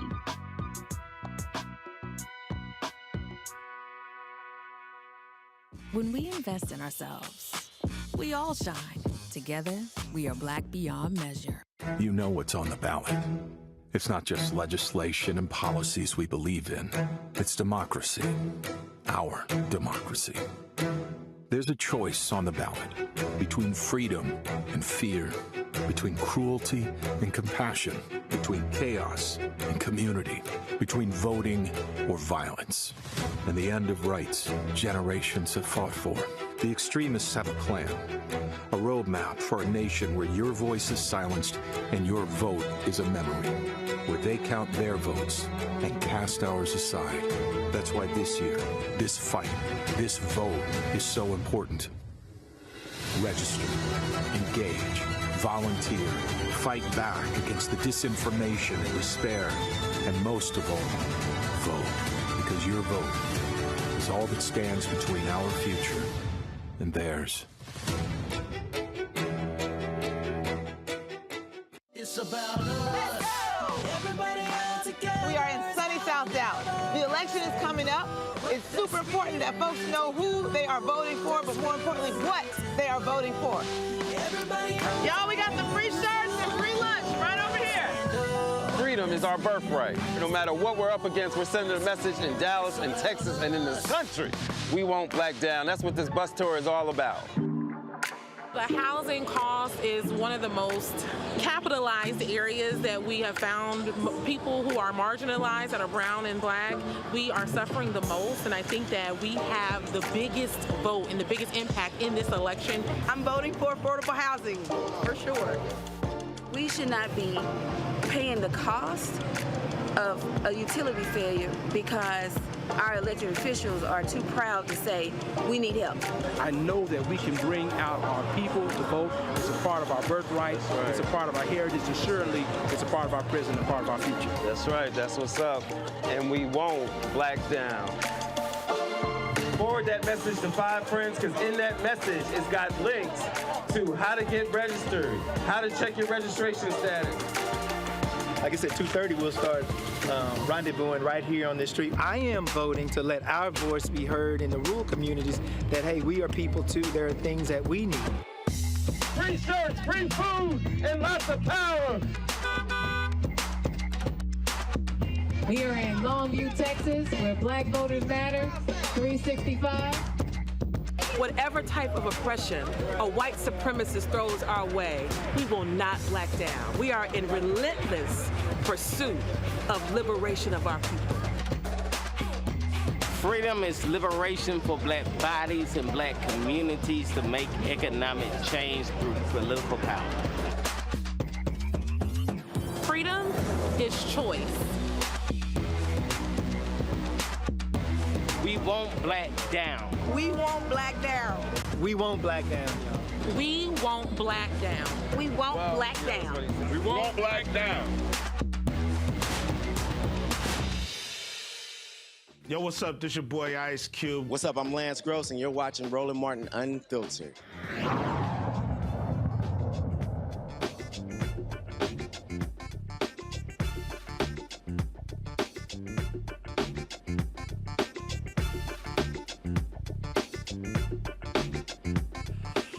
Oh, Alex Jones got his ass handed to him today, y'all. That fool got hit with a $965 million judgment as a result of him calling the Sandy Hook massacre a hoax. Now remember, he lost in Texas, and so now he got hit with $965 million in Connecticut. So the judgments now are in excess of $1 billion. He was arrogant, all throughout the trial. He was combative with the judge, with the attorneys. In fact, this right here, y'all, is what happened as the verdict was being read. Let me show you how arrogant his ass is. This is what he was saying when he was live on the air as they read the verdict. Watch. Right? You may inquire. Thank you, Your Honor. Okay, hold on one second. Let me play. So now what you're playing there, that was testimony. I don't want to play that. This right here, go to my iPad. I'm gonna play right here. This is the verdict. This is the verdict being read. From Remington, ain't gonna be happening. Ain't no money. Our verdict as to damages in this case, we award damages to each plaintiff and against Alex Jones and Free. I killed the kids, folks. I think. Number one, compensatory damages. Instructions. Fill in both numbers for each plaintiff, then go. Now remember, I'm in bankruptcy. We got 2 years of appeals. The money you donate does not go to these people. It goes to fight this fraud, and it goes to stabilize the company. They want us shut down. That's why the ambulance chasers did this, why they use these families. So SaveInfowars.com. We're fighting Goliath. We'll win because of you. SaveInfowars.com, InfoWarsStore.com. Double Patriot points, 10% off at $17.76 right now at InfoWars Store. But you see, you want somebody to fight for you? I'm doing it, and you see what they do. So you want to fight? That's fine. It's your decision. But that's where we are. That's the whacked out system of the left. Did we hit $1 billion, guys? From Remington. Ain't going to be happening. Ain't no money. All right, so here he is. So he goes to the Steve Bannon show, Scott, talking about I only have $1,003 in my bank, and I got this house, and I got a couple of cars, and I got this, and we don't have the money. But his ex-wife testified how he's been siphoning money and hiding money. Trust me, they gon' find the money. And when you hear him say, oh, yeah, money y'all give, don't worry, it ain't going to them, it's going to our defense, he gonna have a hard problem with more than $1 billion, 2 judgments against him for the lies. And then he went on Steve Bannon's show saying, well, you know, I barely talked about Sandy Hook. He was consistently calling Sandy Hook a hoax. He did a TV show. They got his ass on tape, and that's why he lost. And then he got in court and had to admit that it wasn't a hoax. And why would any of his followers ever believe him? But that's a whole nother story. So from here, he's got a judgment. So legally, that judgment is going to follow him and his business, regardless of what his representations are. And once you get the judgment, you have to perfect the judgment. When you perfect the judgment, that means you go after his assets, his name, his property, and you attach that judgment to every asset he has, even hidden assets, because you can hire an asset investigator, and wherever he's put his money or property or people in different names of his assets and his property, those investigators can find it, attach it, and they can spend a lifetime recovering it, whether they get a percentage of it or not. So it's not a matter of going into bankruptcy, because now you've got bankruptcy fraud investigators. And remember, bankruptcy is a federal proceeding. DOJ has a bankruptcy section. They can also participate in it. And so while he says it's not a big deal or your money you give me isn't going to go there, it's going to be hard for him to even accept money for InfoWars, because it also is supposed to, at least under the law, go towards satisfying this judgment. So he's got big ass problems. It's not that simple. Everything he generates now is going to go to these families, or there will be pressure on him to hide those assets. Oh, and by the way, hiding your assets to avoid a judgment is illegal in this country. Booyah. Nola, a professional grifter like Charlie Kirk, who supports Alex Jones, this is what this dumbass tweeted. This isn't about calculating real damages from Alex Jones.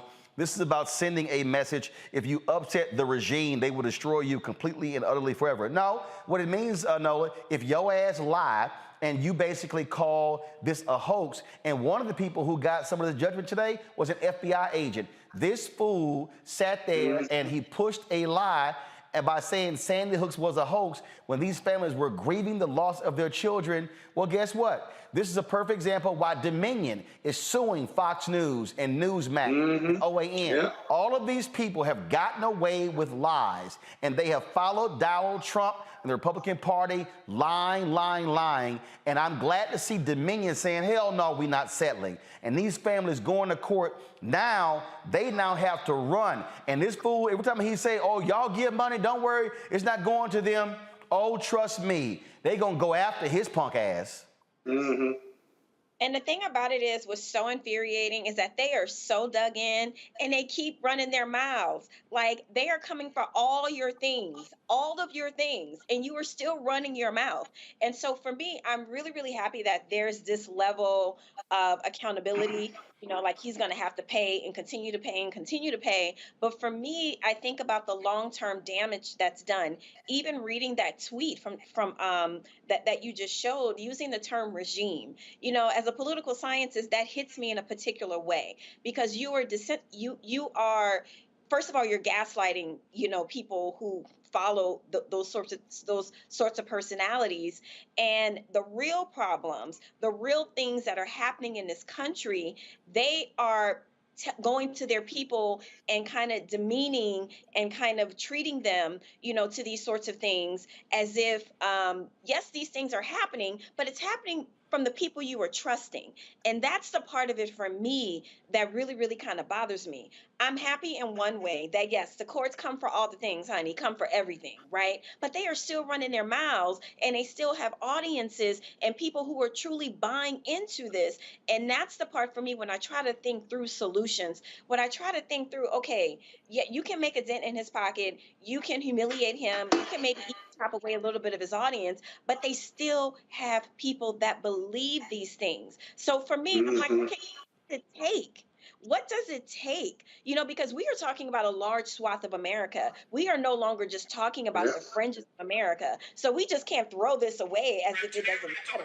It matters. And so what does it take? What does it take to pull down, you know, the curtain, to expose Oz, as Kevin DeLeon had referred to regarding Black people? What does it take for them to see that the emperor truly does not have on any clothes? Trust me, I don't want to think about that. Keep your clothes on. But what will it take to bring these people, you know, so to speak, to the light? Because these people are lying to them, gaslighting them, and continually taking their money. And, you know, I have family members in the Deep South who kind of like believe these people. So in a way, I take it personally. And I'm trying to figure out, how do you undo this? How do you unplug these people from this treacherous matrix? And that's the thing here, Cleo. What we're dealing with is we're dealing with people who are absolutely lying, and the people who are listening to it, these are the people who they are now weaponizing to attack electors, attack voter registration campaigns. Alex Jones, the Charlie Kirks of the world, people who listen to them, is why I wrote White Fear. They absolutely despise what's happening in this country, and these folks are listening to them. They are driving them, and these people believe these liars, and they are now proven liars. And guess what? Go after every damn cent. I'm not sure. I want to get back to the Sandy Hook and Alex in a moment, but I'm not sure these people believe him or care if he's lying. I mean, we all saw what happened with Donald Trump, who got caught lying 1 billion times before he even became president and was voted in anyway. I personally don't think the issue is whether they're lying or not. The white supremacy phenomenon depends on deception and delusion and desperation. And all they need is somebody with a platform who is so-called charismatic, who has a white supremacy or a white control or a white power agenda. That's enough. Lie all you want to, as long as you got our back. Because we're worried about, as your book is entitled, in terms of the White Fear, we're worried about our elimination. We're worried about our irrelevance. We're worried about losing our position as the controllers of the Western world. So they don't care about liars. When Donald Trump said, "I'm gonna make America great again," he almost created a frenzy to push the button for his voting as president. So when Alex Jones is lying, I don't think that's anybody's concern who falls into his culture. However, now he knows not to mess with white child murder narratives and realities. White children are precious. And you can't be saying they didn't die. You can't be saying they weren't hurt. You can't say they weren't being killed. That's not going to go. And frankly, I think that's the predominant insult that he made because white people are having a hard time, and it's statistically proven, particularly in the Midwest, having a hard time reproducing. And you gonna and we want our white kids to live, and you gonna make a mockery out of a mass murder of white children? No, you have to be punished at least, even if we agree with your desire to keep whites in control. Well, I tell you what, I think the way to end this segment, somebody sent me the video the other day, and I absolutely needed to laugh. And so this video right here, I fundamentally believe explains what Alex Jones did and what he is now experiencing. Please, y'all, enjoy. Hold up, here we go. Go ahead. Right, today we're going to talk about how we can find out and how much we can find out and what it takes to get there. So first we have to decide how much do we want to find out. So let's say in this case, I want to find out at a level of 7. Okay, so I find that level on my graph and I come horizontally to my gradient line. Where it intersects with my gradient line, I'm going to come straight down to where it intersects with my fuck around line. Now there's going to tell me how much I have to fuck around to find out what I need to find out. See, as you can see, the more you fuck around, the more you're going to find out. And also, if you stay down here and you never fuck around, you'll never find out. So I hope this lesson is helpful. Thank you.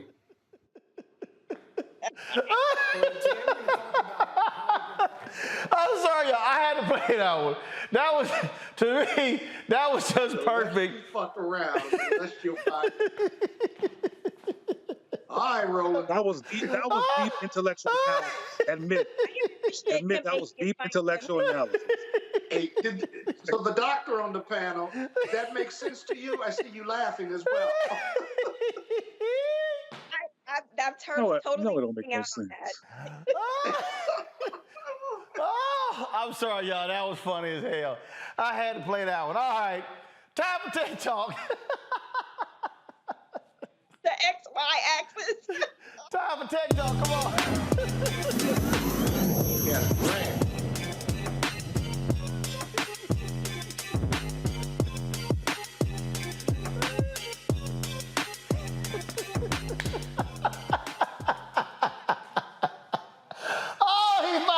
Okay, all right, okay. Let me do Tech Talk segment. All right, y'all, the first OTT streaming platform created by, funded by, and dedicated to black women is now up and running. It is called the BW. We curate classic and essential content to uplift black female filmmakers' voices who typically face more obstacles in obtaining funding and distribution. Joining me now is the founder of the BW, Rika Hales Turner. Rika, how you doing? Good. How are you, Roland? It's really nice to meet you. Thanks for having me on the show. All right. So when didn't you conceive this idea and say, you know what, I think it's time to do this? Well, I did a film back in 2015. 2013 I started it. It was called Just Extensions. And I had it distributed on Amazon and iTunes through a third-party distributor. That company went out of business and stole my money, the $40,000 that I had made off the film, and it left the film homeless. The film Just Extensions was a documentary that went to 6 countries that explored the world of hair extensions. Through that journey, I was able to get exclusive footage in tonsures in India. I was in Malaysia, Brazil, China, getting exclusive footage about hair extensions. This film later turned into a reference piece for schools and hair enthusiasts. So it still got me a lot of interviews and things like that. So I was deciding, there has to be a place out here where I could submit my content with the whole push with more diversity and underrepresented talent. There had to be a platform where at least I could submit my films to find a home for it. But there wasn't. So that's kind of how I birthed the BW Network. So, so you launched it, and what types of shows are on? Are they all entertainment shows, or is it mix up entertainment, news? What you got? So the BW Network is a combination of a couple of things. Basically, we have Celebrating Black Women, what kind of celebrates the stories produced, directed, and starring Black women. So that would include, like we see right now, the Peace Consultations and Consultations with Novi Brown. We have a BW original show called The Undoing, with the first episode premiering last week with Pastor Sarah Jakes Roberts. We have travel shows. We're partnering with a lot of influencers and content creators who have completed content that will be put on the platform that may have didn't get accepted into film festivals. You know, they don't find a home for them. They have these screenings, but they're no longer being streamed anywhere. So the BW is a platform where, you know, you had a completed completed content that can now be streamed on our platform. All right. And we hope to grow that even with live television like the BW Live, from concerts, red carpets, where we're typically not represented. Got it. All right. Questions from the panel. Nola, you first. I absolutely love this.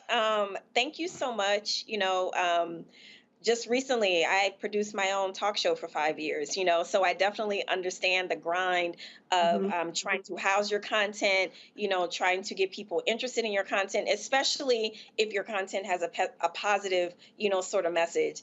And I'm just so grateful that you stuck to your guns and you kept going, because a lot of people give up. So that's so important to what you did. So my question is, what is your original programming look like? Like, are you accepting like original scripts, or are you looking to like already kind of bring in content that already existed in other spaces? Like, so what is your original content looking like?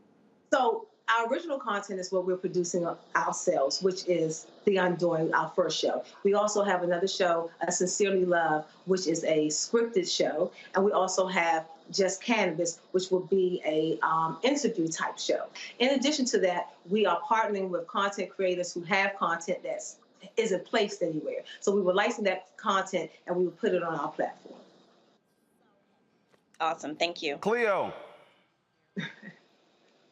Of the iconography of your show and your imagery, is your network primarily Black women based? This shit called us BW, Cleo. It's called Black Women. Well, I have a question. Let me Damn, leave me Cleo, alone and this let me shit ask is my question. called BW. What you think BW stand for? But that doesn't mean got to pay money. I know that. Cleo, go ahead. Look, I'm gonna mess with your ass. You say, is it targeted? Go ahead, Cleo. Now that I get a chance to talk, sister, congratulations. I'm listening. And I love the iconography and what you're doing. My question, if he won't let me do it, is, one of my concerns is, from my perspective, there is an attempt by the larger culture to devalue Black male and female relationships, or Black males and females loving each other. As a matter of fact, in most films and most corporate advertisings now, I was in a black city in a bank where almost all the advertising was showing Black people with white people. There was none that showed Black people with Black people. All that to say, is any of your production work considering doing things that could help inspire and deflect the attempts by the larger culture to put a wrench between Black men and women loving each other? Absolutely. And, you know, I'm so glad you said that, because our executive team, we're all married women, and we all have these great relationships where we have great men supporting us, supporting our dreams. And we definitely want to showcase what Black love looks like, what Black families look like, and what Black success looks like. And we have a show called Becoming the BW, where we take a deep dive into what it took for us to become this network. So our platform will have a variety of things that Black families face through the eyes of Black women. So we have all of these circumstances, from our children to our husbands to our schools to our mental health to our personal health. And we wanted to now attract programming that directly talks to us and speaks to us in our community. You know, when I think about the shows that we see on TV, to your point, when we think about the Married to Medicines and the Wives, what I want to see are Black women who actually can give us resources to resolve some of these issues. You know, early detection, things about your IEP with kids who have learning disabilities and things like that,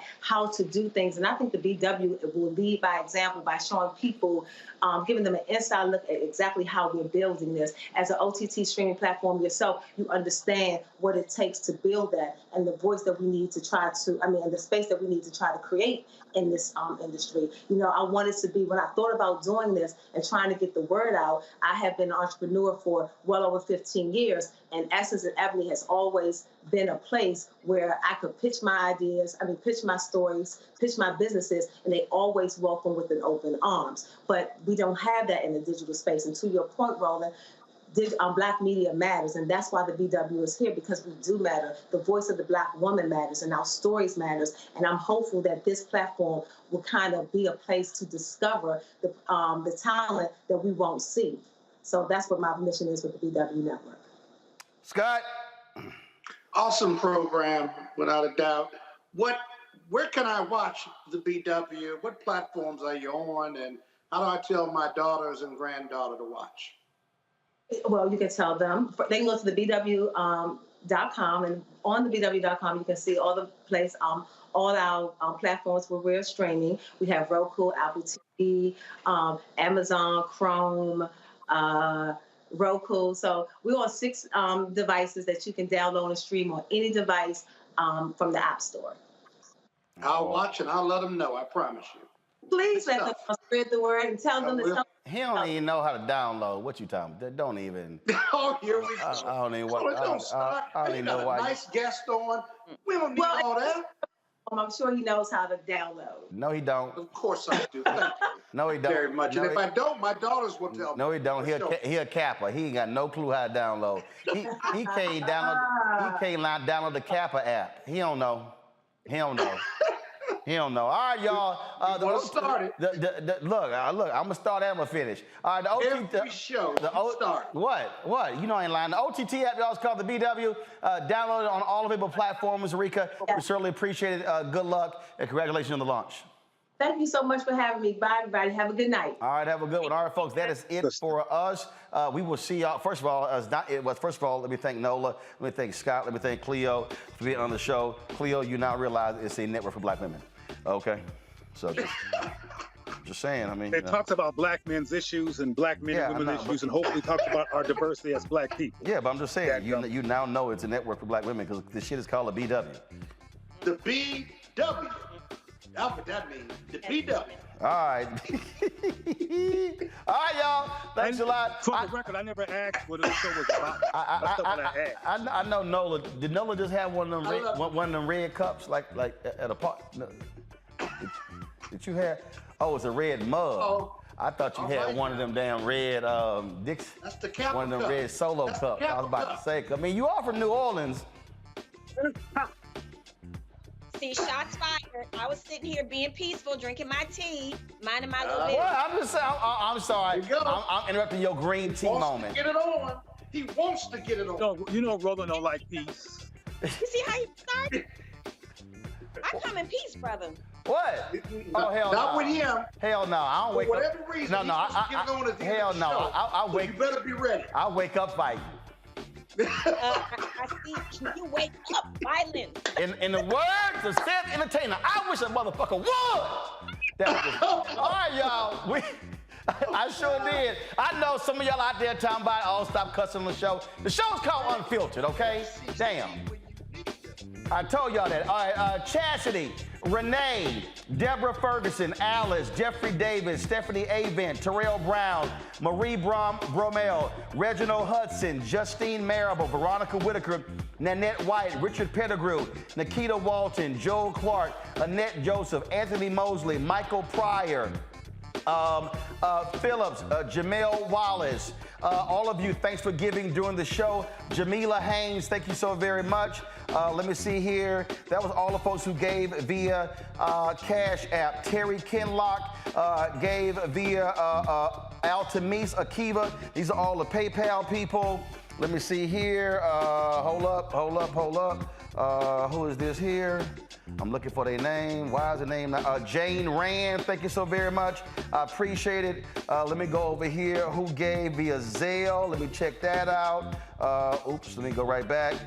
Zelle, here we go. Type that in. All right then. Aletha Garrett, Annette Anderson, Kyle White, Garleon Watts, April Wright, Robert Shade, Tamra Wright.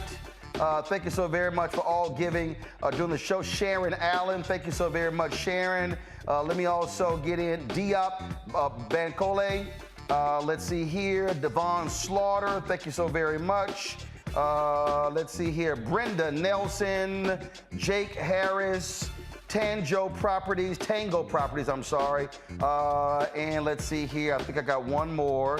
Let me get this in. Adrian Swan, thanks a lot as well. All of y'all who gave to our Bring the Funk fan club doing the show. Download the app, folks. Apple phone, Android phone, Apple TV, Android TV, Roku, Amazon Fire TV, Xbox One, Samsung Smart TV. And of course, join our Bring the Funk fan club. Send checking money orders to P.O. Box 57196, Washington, D.C. 20037-0196. Cash App is $RM Unfiltered. PayPal is R Martin Unfiltered. Venmo is RM Unfiltered. Zelle, Roland at RolandSMartin.com. Roland at RolandMartinUnfiltered.com. And don't forget to get your copy of my book, White Fear: How the Browning of America is Making White Folks Lose Their Minds. You can get it at Ben Bella Books, Amazon, Barnes & Noble, IndieBound, Bookshop, Chapters, Books A Million, Target. You can get it through your favorite black bookstore, or you can download the Audible version as well. Folks, thank you so very much. Shout out to the friends over at Black Voters Matter.